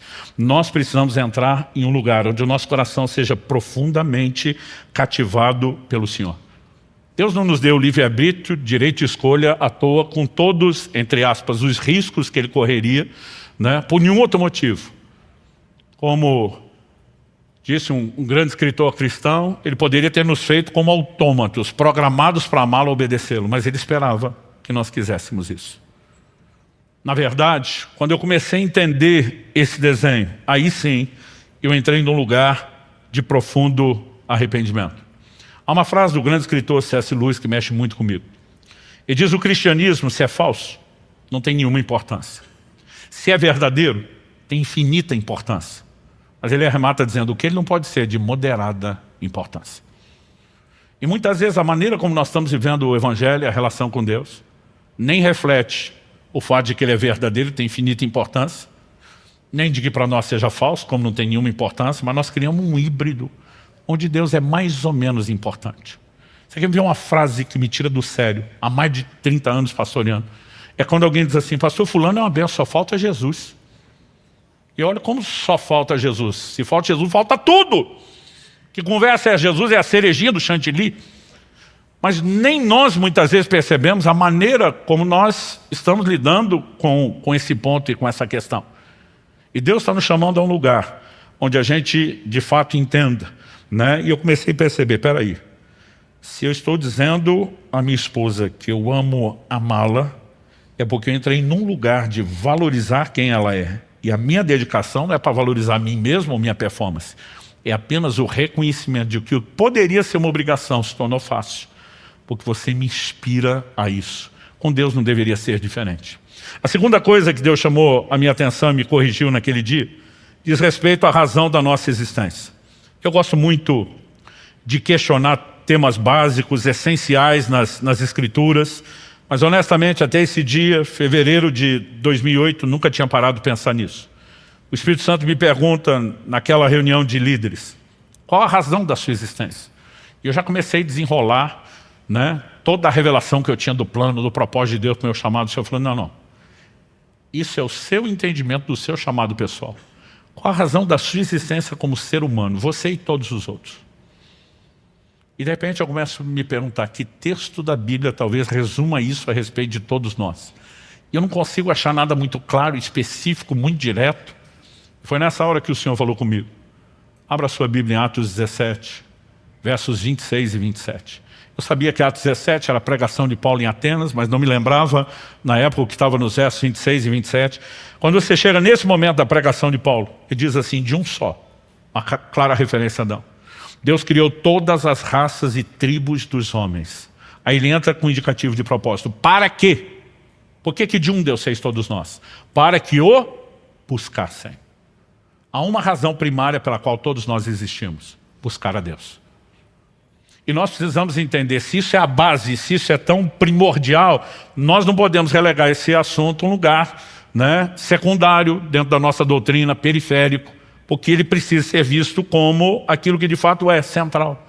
Então, se buscar a Deus é o principal, e eu quero destacar isso, nós também precisamos entender que apesar de existirmos para buscar a Deus, existe uma forma correta de fazer. Quando você olha a própria pregação de Paulo, lá em Atos 17, primeiro ele diz que de um só Deus fez todas as raças e tribos dos homens para que o buscassem, mas na sequência, no verso 27, depois de dizer para buscarem a Deus, ele diz, se porventura tateando possam achar, ainda que não esteja longe de cada um de nós. Quem é que busca tateando, apalpando? Quem está limitado ou desprovido de visão. Eu sou de uma época onde faltava muita luz, por falta de estrutura. Hoje em dia isso não acontece, a nova geração não sabe o que nós já passamos. Quando acabava a luz, já tinha lugar certo para você achar no escuro, onde tinha vela e caixa de fósforo, para não ficar no desespero. Eu lembro que um dia, eu e Kelly, nossos filhos eram ainda pequenos, nós estávamos fazendo uma visita em algum lugar e deu um blackout. Não sei se foi na cidade toda, ou pelo menos no bairro, ficou tudo escuro. Enquanto os mais velhos de nós estavam nos batendo para achar a vela, a nova geração simplesmente foi puxando o celular do bolso e acendendo as lanternas, e a gente ficou se perguntando, por que é que nós não pensamos nisso? Alguém falou, porque nós nunca treinamos. Né? E normalmente quando ia procurar a vela, sabia mais ou menos o rumo, mas procurava como? Ia apalpando. Quando a Bíblia diz, ainda que tateando o possam achar, significa que o homem, mesmo desprovido de visão, em estado de cegueira espiritual, ele precisa buscar a Deus. Só que a Escritura diz, o qual não está longe de cada um de nós. Ou seja, nós podemos ter dificuldade, mas Deus não quer dificultar ainda mais o processo. Quando meus filhos eram crianças, várias vezes eu brincava com eles, né? Israel e Alice têm 3 anos de diferença, então fiz com cada um em épocas diferentes, mas eu gostava de brincar com eles, de eu me esconder para eles me achar. Mas tudo começou no grau de dificuldade, como eram ainda muito bebê, eu facilitava até demais. Eu lembro que eles ainda bem pequenininhos, eu normalmente me ajoelhava diante do sofá, cobria só a cabeça com a almofada, deixava o corpo para trás. E pensa num corpo que já foi maior do que é hoje. E aí de repente eles diziam, achei você, minha vontade de dizer, quem não acharia? Mas é lógico que eu fazia uma festa, como se fosse aquela coisa extraordinária.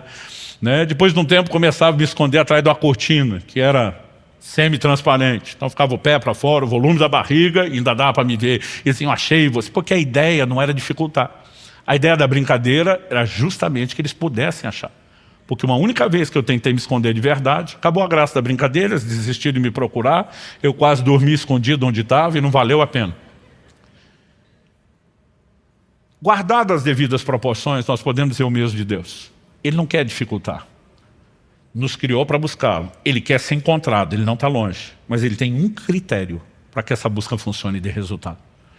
É aquele que Deus, por boca do profeta Jeremias, anunciou. Buscar-me-eis e me achareis, quando me buscarem de todo o vosso coração. Jeremias 29, 13.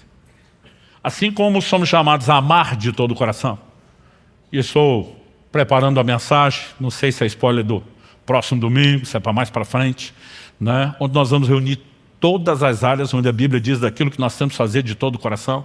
Mas não é apenas amar a Deus, é buscá-lo de todo o coração. Então, se eu e você não colocamos tudo de nós nessa busca, essa busca não vai dar o resultado que deveria dar. Portanto, não adianta que nenhum de nós apenas desenvolva uma performance ou desempenho de busca que não atende nem a razão da nossa existência e nem nos coloca naquele caminho onde poderíamos, de fato, encontrar resultado. Eu lembro que naquele dia, onde Deus está nos corrigindo, naquela reunião de líderes, o Espírito Santo me fez lembrar de um episódio que aconteceu muito tempo atrás. muito tempo atrás, porque eu era recém-casado, no início do ministério pastoral, e como eu disse, já estou para completar 30 anos. Né? Isso, nós estamos falando, né, de algo que Deus falou comigo há bastante tempo, mas ainda estava fresco na minha memória. O Senhor me perguntou, você lembra daquele episódio do supermercado? O que era a história do supermercado?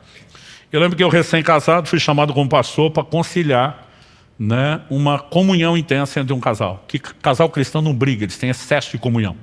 Né? Então aqueles dois exageraram na comunhão, que parecia um esmeril no ferro. Faísca para todo lado. Não conseguiram se acertar, os dias foram passando, além de não ter acerto, a coisa foi piorando. No final das contas, me chamaram. E eu vou com o coração apertado, pensando que sou recém-casado, não tenho experiência. O casal tinha perto, ou para completar, de 20 anos de casado. Eu lembro que na minha cabeça, na época, eu pensava, é muito tempo. Se nem eles se entendem depois desse tempo, como é que eu, recém-casado, vou ajudar? Eu cheguei todo temeroso, pedindo que Deus me ajudasse. Mas quando entrei, eu lembro que já meio na brincadeira, o que é que está pegando? E o marido tomou a dianteira. E falou assim, pastor, mandei ele chamar porque essa mulher é uma louca. E eu pensei, a coisa realmente não está boa. Tentei brincar, falei, Jó chamou a mulher de louca, mas tinha razão. Vamos ver se você tem razão. Estabeleci as regras. Enquanto você fala, ela fica quieta. Quando ela falar, você fica quieto. Não vale dedo no olho, não vale cotovelado, nem mordido. Coloquei todas as regras. Né? E esse cara falou, pastor, nesses quase 20 anos de casado, o senhor não tem noção de o tanto que essa mulher me pediu para ir no supermercado com ela. E ele olha para mim com a cara de pavor indescritível e diz, eu odeio o supermercado. E ainda tentei consolá-lo. Falei, irmão, não está sozinho, o sindicato é grande. Né? Até porque algumas irmãs não ajudam. Né? O homem já não gosta de ir no supermercado, ela quer que ele vá junto para ter a DR, a relação lá num lugar público, com caras e bocas, e a coisa não fica realmente fácil. Né? E outras mulheres acreditam que os homens sabem onde estão as coisas do supermercado. Elas precisam entender que quando nós vamos procurar, as coisas se escondem. Né? Não é fácil de achá-las. Enfim, eu estou tentando ser empático com ele, mas ele falou, bom, o ponto da história não é esse. É que, semana passada, 5 dias atrás, resolvi agradar essa mulher. E eu me ofereci para ir com ela no supermercado. Não foi ela que pediu. E quando eu volto, essa louca me olha para mim e diz, eu nunca mais quero que você vá comigo no supermercado. Ela não sabe o que quer. Quando ele falou isso, a mulher está o tempo todo com a mãozinha erguida, o dedinho erguido, tipo, esperando minha vez, mas ela respeitou as regras. Eu falei, terminou? Ele falou, terminei. Eu falei, pode falar, irmã. Ela falou assim, pastor, eu nunca quis que ele fosse comigo no supermercado. Gente, quando ela falou isso, ele surtou. Eu às vezes ia endemoniou, mas não é bom falar isso para crente. Porque bravo ele já estava, então eu fiquei pensando o que era o próximo nível, onde foi. Mas ele enlouqueceu. Eu estou falando que ela é louca, eu tenho testemunha. Começou a chamar os filhos para depor no tribunal. Eu falei, calma. Eu interrompi ele e falei, enquanto você falava, ela não te interrompeu. Agora é a vez dela, ela vai falar, você não vai interromper. Falei, mamãe, já que ele te interrompeu, deixa eu dizer algo. Nem eu estou conseguindo acreditar na senhora. Eu falei, a senhora pode até não ser essas donas que quer discutir a relação no mercado, mas dizer que nunca quis, nem uma vezinha que ele fosse. Me ajuda a entender isso. Ela olhou para mim e falou, pastor, o que eu queria não é que ele fosse. O que eu queria é que ele quisesse ir. E foi tão profundo que ela falou que eu levei uns minutos para entender. Eu falei, como é que é? Falou, o que eu queria não é que ele fosse no supermercado, é que ele quisesse. Eu falei, só repetiu, não explicou. Falei, ok, pastor. Então deixa eu te explicar. Ele de fato se ofereceu e foi comigo no supermercado. O senhor tinha que ver a cara dele enquanto estava lá. O senhor tinha que ver a linguagem corporal, olhando para o relógio. Evidente que ele não queria estar lá. Eu fiquei pensando, esse homem deve ter aprontado algo tão terrível, mas tão terrível, que ele decidiu se dar uma autopunição. O que é o pior castigo que eu mereço depois do que eu fiz? Ir com a minha mulher no supermercado. Ela falou, agora, se ele precisa de uma autopunição, eu tenho que aguentar aquela cara feia junto comigo?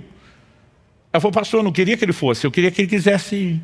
Então, meu argumento para ele é o seguinte, se não consegue ir com um cara feliz, não vá nunca mais. Eu olhei para ele e falei, velho, desculpa, mas ela tem razão.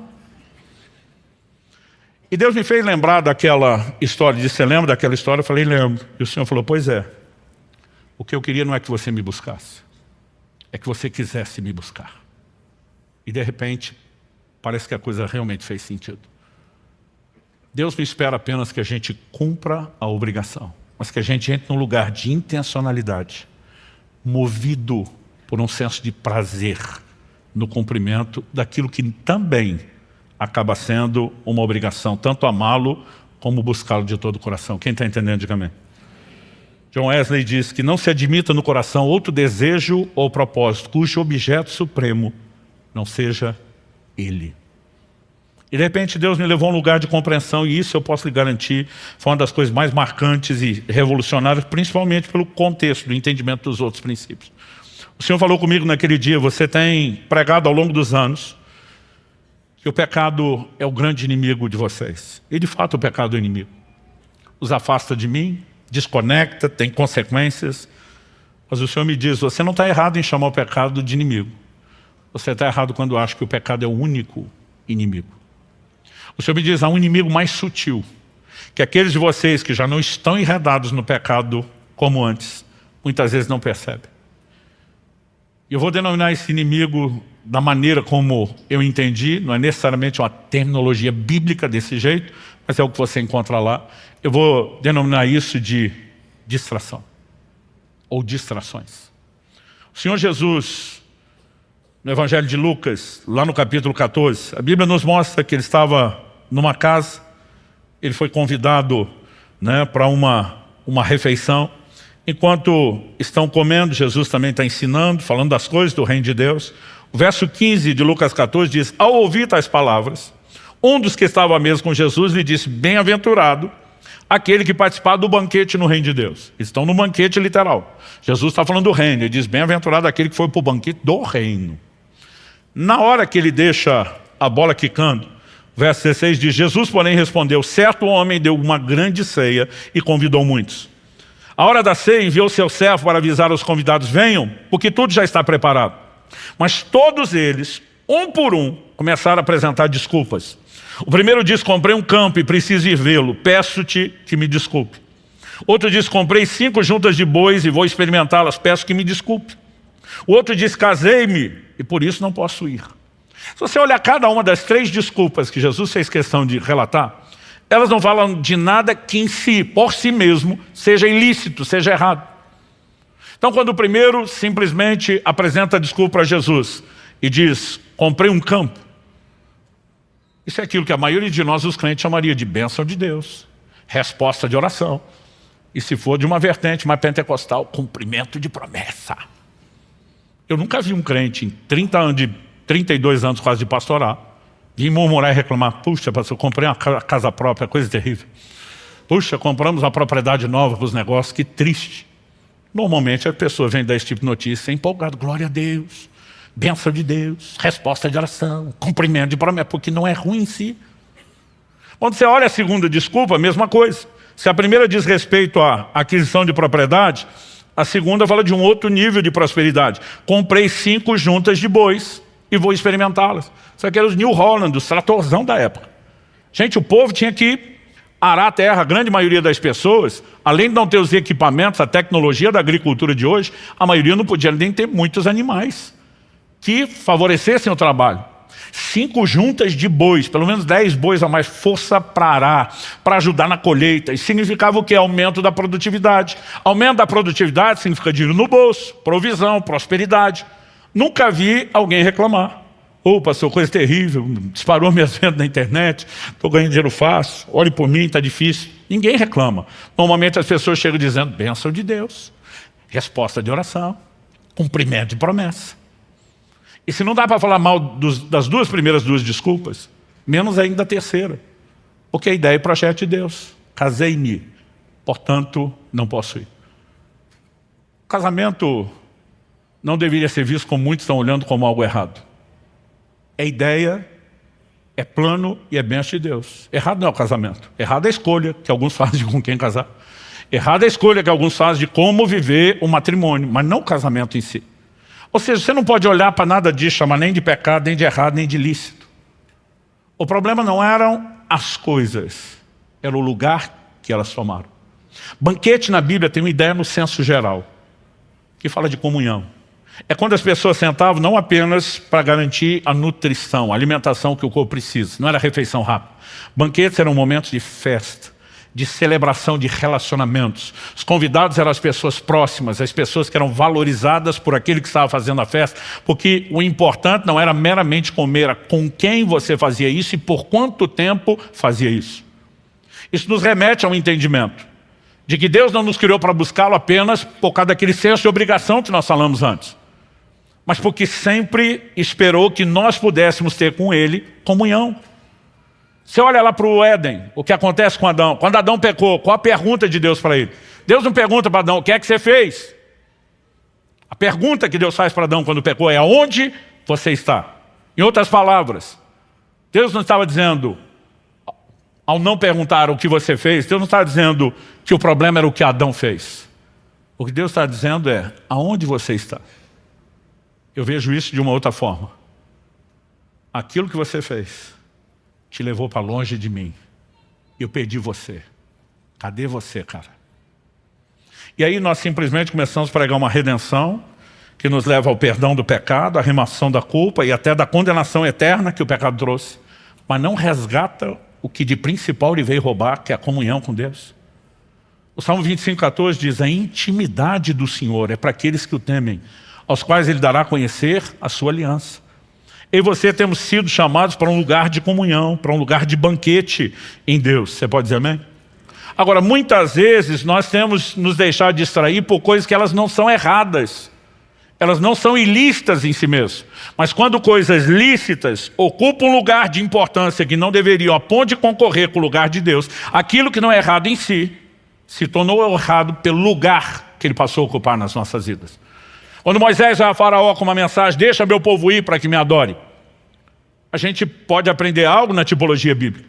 Faraó é uma figura de Satanás que escravizava aquele povo que depois Deus vai libertar para que se torne o povo dele. Como foram libertos? No dia da celebração da Páscoa. Paulo escreve aos Coríntios e diz, Cristo é o nosso cordeiro pascal, ou seja, está para nós, como o cordeiro da Páscoa estava para eles. E da mesma maneira como eles tiveram que se apropriar, pela fé do sangue do sacrifício do cordeiro da Páscoa, colocar nos umbrais, para escaparem daquela escravidão espiritual. A Bíblia diz que Deus também nos arrancou do império das trevas e que pelo sangue de Jesus eu e você fomos resgatados e nos tornamos povo de Deus. Quando eles saem do Egito, Deus faz declarações sobre eles lá no Monte Sinai, em Êxodo 19, 5 e 6. Você vai ver Pedro fazendo a mesma declaração a respeito de mim e de você. Vós sois a nação santa, a geração eleita, o sacerdócio real, o povo de propriedade exclusiva de Deus. Há um paralelo nisso. Então, Faraó, na tipologia bíblica, figura Satanás. Quando Moisés vem com a mensagem, deixa meu povo ir para que me adore, qual a resposta do Faraó? Vocês devem estar muito desocupados para estar falando em adoração.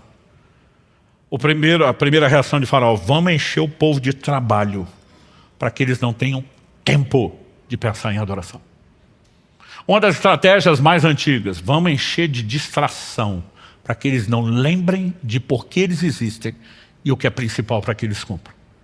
É impressionante, gente, numa época onde a nossa vida deveria ser tranquila como nunca. Porque quanto mais a tecnologia, o conhecimento avança, nós temos facilidades que nunca tivemos. Gente, o tempo que o povo levava antigamente só para buscar água, e que hoje a gente tem encanada, a gente faz ideia do quanto tempo ganhou. Aquilo que eram viagens longas, difíceis, você olha hoje as facilidades que nós temos. Não estou falando só da época de Jesus, gente. Você volta lá no século XVIII, vamos falar de John Wesley. O cara viajava para pregar o evangelho do mesmo jeito que Jesus e Paulo, a pé, a cavalo, dentro de navio, Tudo era lento, era um processo, são desafios. Eu, às vezes, já fiz isso muitas vezes, estou no sábado pregando no norte, no nordeste do Brasil e tenho tempo para voltar tranquilo para as nossas reuniões de domingo, por causa da facilidade do transporte. Em tudo o que nós avançamos era para a gente ter tempo sobrando. Mas quanto mais facilidades nós temos, mais coisa a gente arruma para fazer. Aliás, nós somos a geração campeã de entretenimento. Nunca se gastou tanto tempo em entretenimento como nós gastamos. Porque a questão não é o que vai tomar atenção. O importante é que eles não tenham tempo para pensar naquilo que deveriam fazer. Distrações. Pensa em uma estratégia que continua sendo usada, porque eu acredito que o diabo também deve ter a versão dele do ditado, do time que está ganhando não mexe. Está dando resultado, para que mudar a estratégia? E naquele dia Deus me chamou fortemente a atenção para um episódio bem conhecido, mas que eu nunca tinha enxergado essas verdades nesse episódio. Se você puder me acompanhar em Lucas, capítulo 10, a partir do verso 38. A Bíblia diz, quando eles seguiam viagem,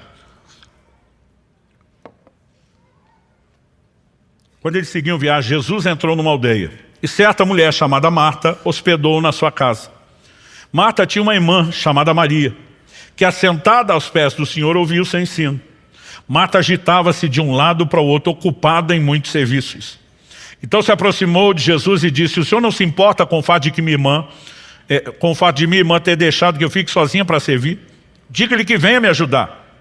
Mas o Senhor respondeu: Marta, Marta, por 7 vezes na Bíblia, você vai ver Deus chamar alguém pelo nome 2 vezes seguidas. Em todas as 7 que você vai encontrar uma crise. Eu brinco que se Marta tivesse essa revelação, ela já ia pensar: deu ruim, só de ouvir Marta, Marta.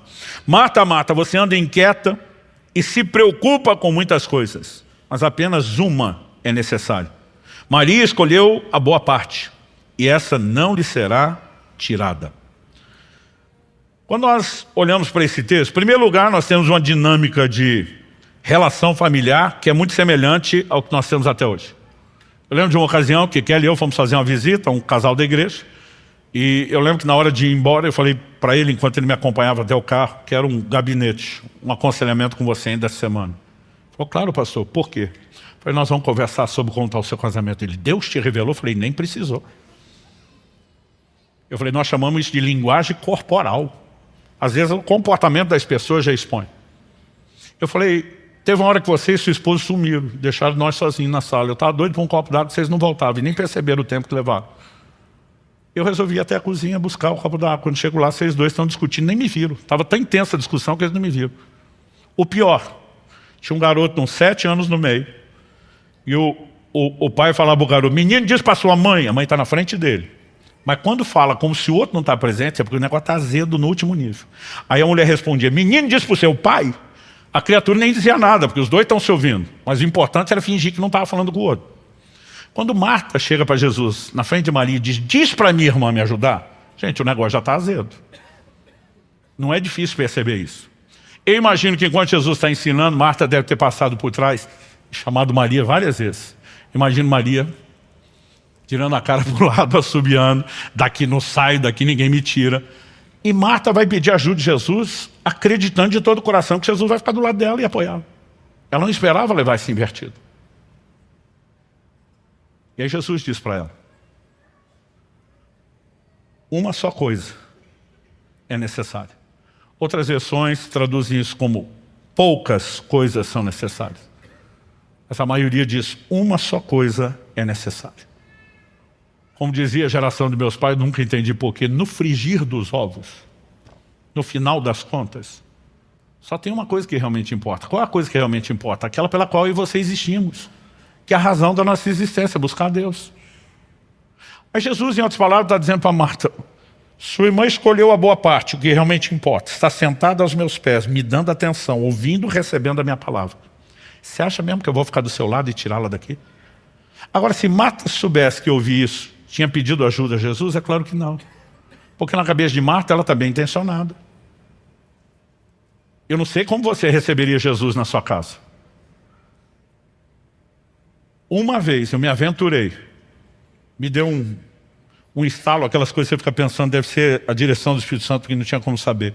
Pensei: minha esposa, ela fazia faculdade de manhã, tinha um período muito curto de almoço, tinha que trabalhar à tarde, e nos primeiros anos nossos de casado, me acompanhava nas coisas da igreja à noite. E eu consegui sair um pouquinho, alguns minutos antes do meu horário. E estava com aquela sensação: ela vai atrasar. Eu falei: eu vou adiantar o nosso almoço. Mas eu nunca fui aquele Masterchef. Mas eu pensei: vou me aventurar, vou fazer alguma coisa aqui que seja rápida, fácil e que eu consiga. Nesse momento que eu tomei a decisão, estou mexendo, já procurando o que fazer, o telefone toca. Finado telefone fixo, vocês lembram dele, que já existiu? E quando eu atendo, uma musiquinha do outro lado, que era a indicação de que estão te ligando de um telefone público, o vulgo orelhão,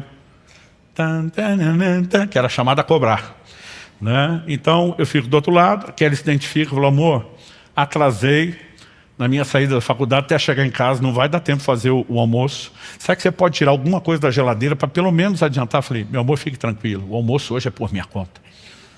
E eu falei de um jeito que parecia que era o cara. E ela: uau! E qual é o cardápio? O que temos para hoje? Eu dei uma olhada em cima da mesa, falei para ela: massa com peixe. Ela: uau! Não vejo a hora de chegar, e desligou. Não deu tempo de explicar que massa com peixe era um miojo com a lata de sardinha que estava ali. E quando ela desligou, não tinha como ligar de volta, porque não sabia de onde ligou, não tinha celular, né? Os mais novos não conseguem entender como era a nossa vida sem celular, mas acredite, a gente já viveu sem isso. Mas não tinha mais como comunicar, agora é esperar chegar. Mas eu percebi que a expectativa dela estava lá em cima. E eu pensei, vai dar ruim esse negócio. E eu fiquei pensando, como é que eu faço para amenizar? Aí eu vi que tinha um resto de mussarela, peguei, cobri o macarrão depois de feito e temperado, dei uma derretidinha no queijo no forno, peguei um ketchup, fiz um coração, escrevi Kelly, te amo. Aí eu lembro que ela chegou toda curiosa, ela olhou, Mas depois do ar tinha aquela curiosidade. Aí teve uma hora que ela pegou o garfo e levantou o queijo. Ela olha para mim e diz, miojo com sardinha? Você vai dizer que miojo não é massa e que sardinha não é peixe? Graças a Deus ela caiu na risada, a diversão valeu o trote. Mas por que eu estou dizendo isso? Se eu fosse receber Jesus hoje, pessoalmente na minha casa, eu não teria coragem de dar esse tipo de massa com peixe. Você fica imaginando, gente, receber Jesus tem que fazer o melhor. Se você pensar, a motivação de Marta não é ruim. E outra, Jesus não vinha sozinho, gente, tinha uma tropa com ele. Vamos falar sério. Agora, nesse momento, Jesus está dizendo, Marta, mesmo o desejo de trabalhar para me agradar, se substituir o seu interesse por mim, não está legal.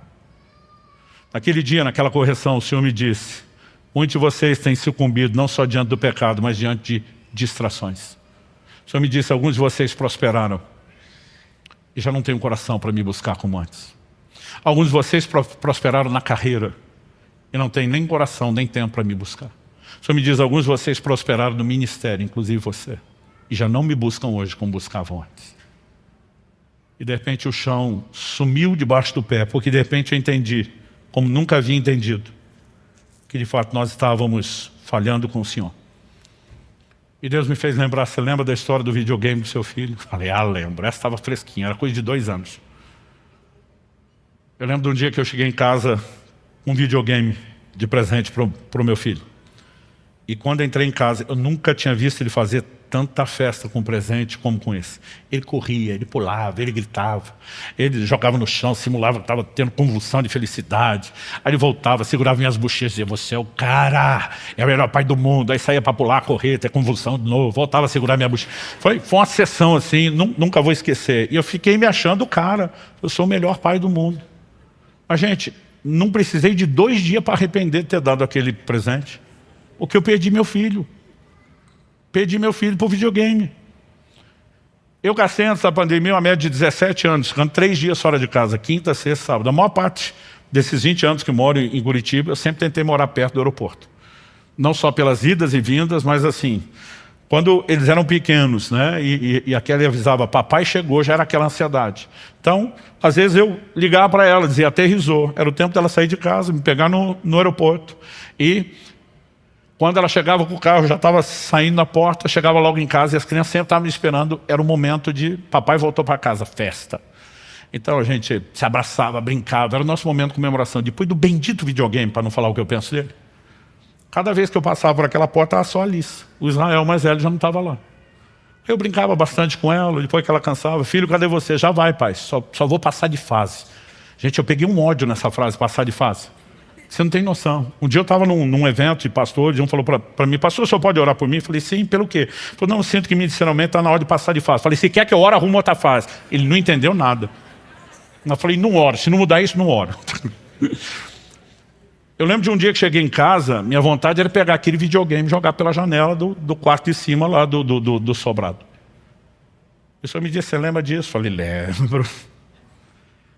O senhor me disse, vocês fazem a mesma coisa comigo o tempo todo.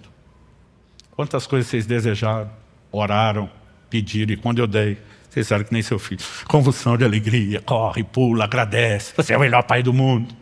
O Senhor diz, mas eu tenho perdido vocês para essas bênçãos. E de repente Deus me deu a capacidade de entender emocionalmente, não só intelectualmente, aquilo que nós fazemos com Deus. Aquele dia eu entrei num lugar profundo, não só de arrependimento, mas de entendimento, de retomada da rota. Perguntaram uma vez a Stanley Jones, missionário metodista por quase 50 anos na Índia. A Índia até hoje é um lugar com muita perseguição ao Evangelho. Não é um lugar onde não haja opções de religião. Você tem todas as religiões do mundo lá. Mas conversão, por exemplo, é proibido. E esse é o nosso negócio, nós vivemos de conversão. Então, os cristãos acabam sendo muito perseguidos. E uma vez perguntaram a ele qual era o maior inimigo do cristianismo, esperando que ele falasse que era a perseguição. E a resposta de Stanley Jones foi: o maior inimigo do cristianismo não é o anticristianismo, é o subcristianismo. Ele diz: nesse ambiente que vivemos de perseguição, aqui o crente tem que ser crente de verdade. O problema está com vocês, onde tem liberdade. E esse cristianismo é medíocre, sem vergonha. Subcristianismo, definiu ele, é o nosso maior inimigo. Quando a Bíblia fala de Marta, que ela estava ocupada com muitas coisas, a palavra que foi traduzida como ocupada, no original grego é peripal. Ela significa separar, afastar, distrair. Entrar no estado de estresse mental significa tanto estar distraído como estar super ocupado ou bastante atarefado, o que normalmente é o que gera a distração. E muitas vezes eu e você estamos nos envolvendo com coisas lícitas, até mesmo a tentativa de trabalhar para Jesus como Marta, mas a ponto de desconectar. E quando isso acontece, a gente precisa consertar as coisas. Então, eu passei por um período de 10 anos de profundo trato de Deus. Eu lembro que nesses 10 anos, eu não fiz mais nenhum jejum prolongado.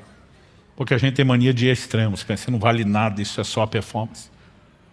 10 anos depois dessa experiência, Deus me mandou pregar pela primeira vez a respeito do assunto. Na verdade, não chegava a 10, foi um pouquinho antes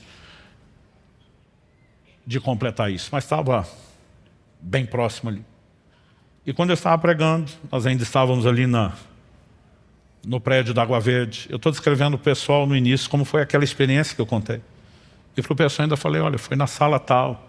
Aquilo estava tão vivo na minha memória que quando eu falei disso 7 anos atrás, eu me emocionei no púlpito, me deu uma vontade de chorar.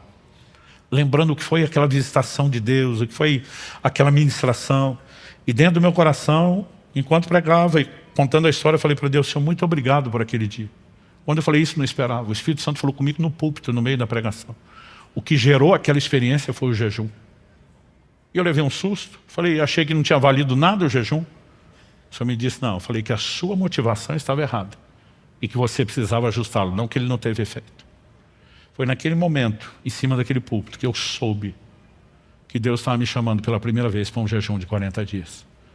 Mas dessa vez o que entendi foi Ele me dizendo: vem com a motivação correta. Venha para me colocar à frente das coisas mais importantes, inclusive o alimento da sua subsistência. E quando as pessoas me falam: pastor, parece que o senhor ficou meio fanático nesse negócio, eu digo: é porque vocês não entendem o que ele representa. Se há algo que tem sido a base de toda a construção de Deus para aquilo que nós começamos a praticar e falar depois sobre o jejum, foi entender a importância de chegar a um lugar onde nada concorra com ele, onde nada, absolutamente nada, seja tão importante quanto ele, onde nada se compare com o lugar dele. E é para esse lugar que Deus está chamando a mim e a você. E a minha oração é que você consiga entender e mensurar isso não só na sua mente, não só na razão, mas que o Espírito Santo consiga ir naquele lugar mais profundo do coração, encontrar em mim e você um lugar de resposta. Vamos ficar em pé para parecer que está acabando.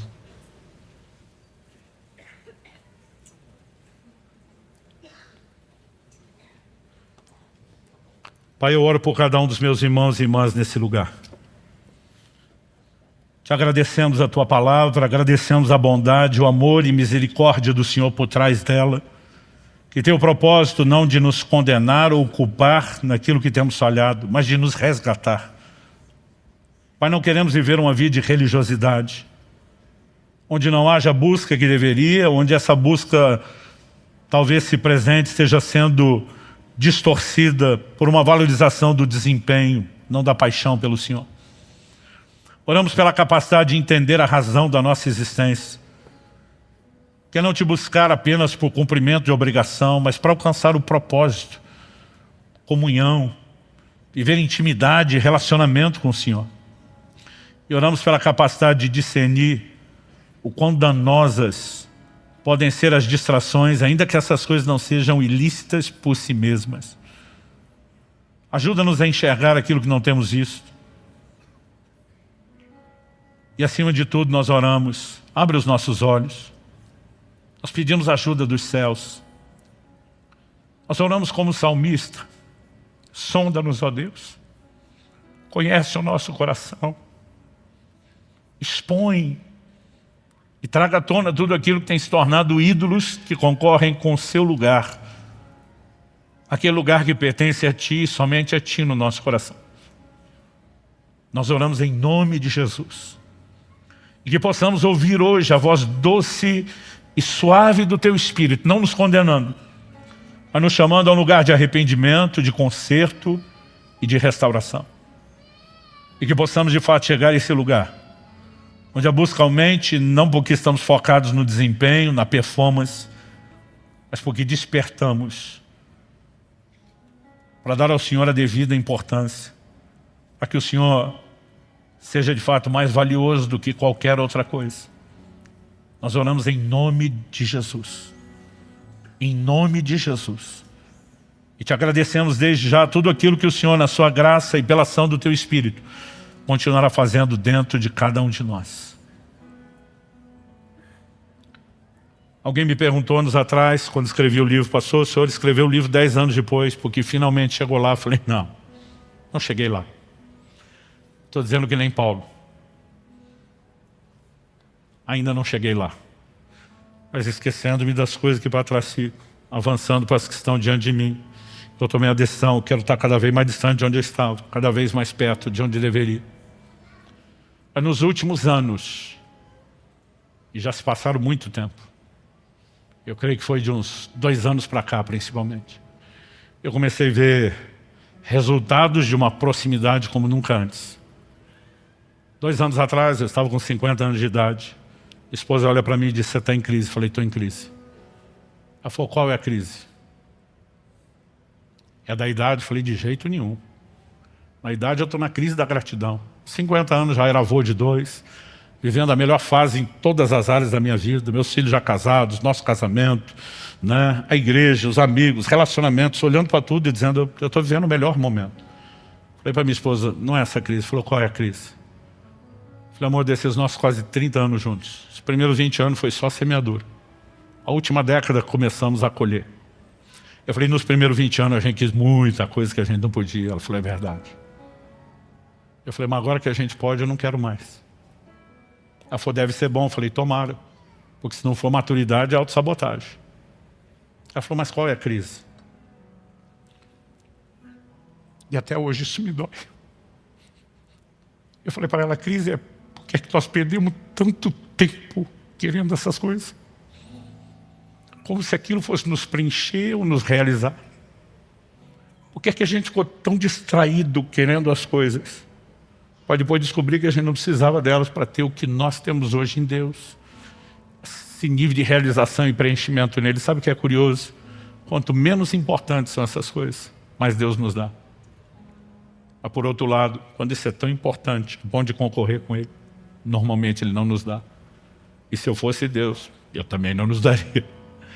Porque não há inteligência em fortalecer a concorrência.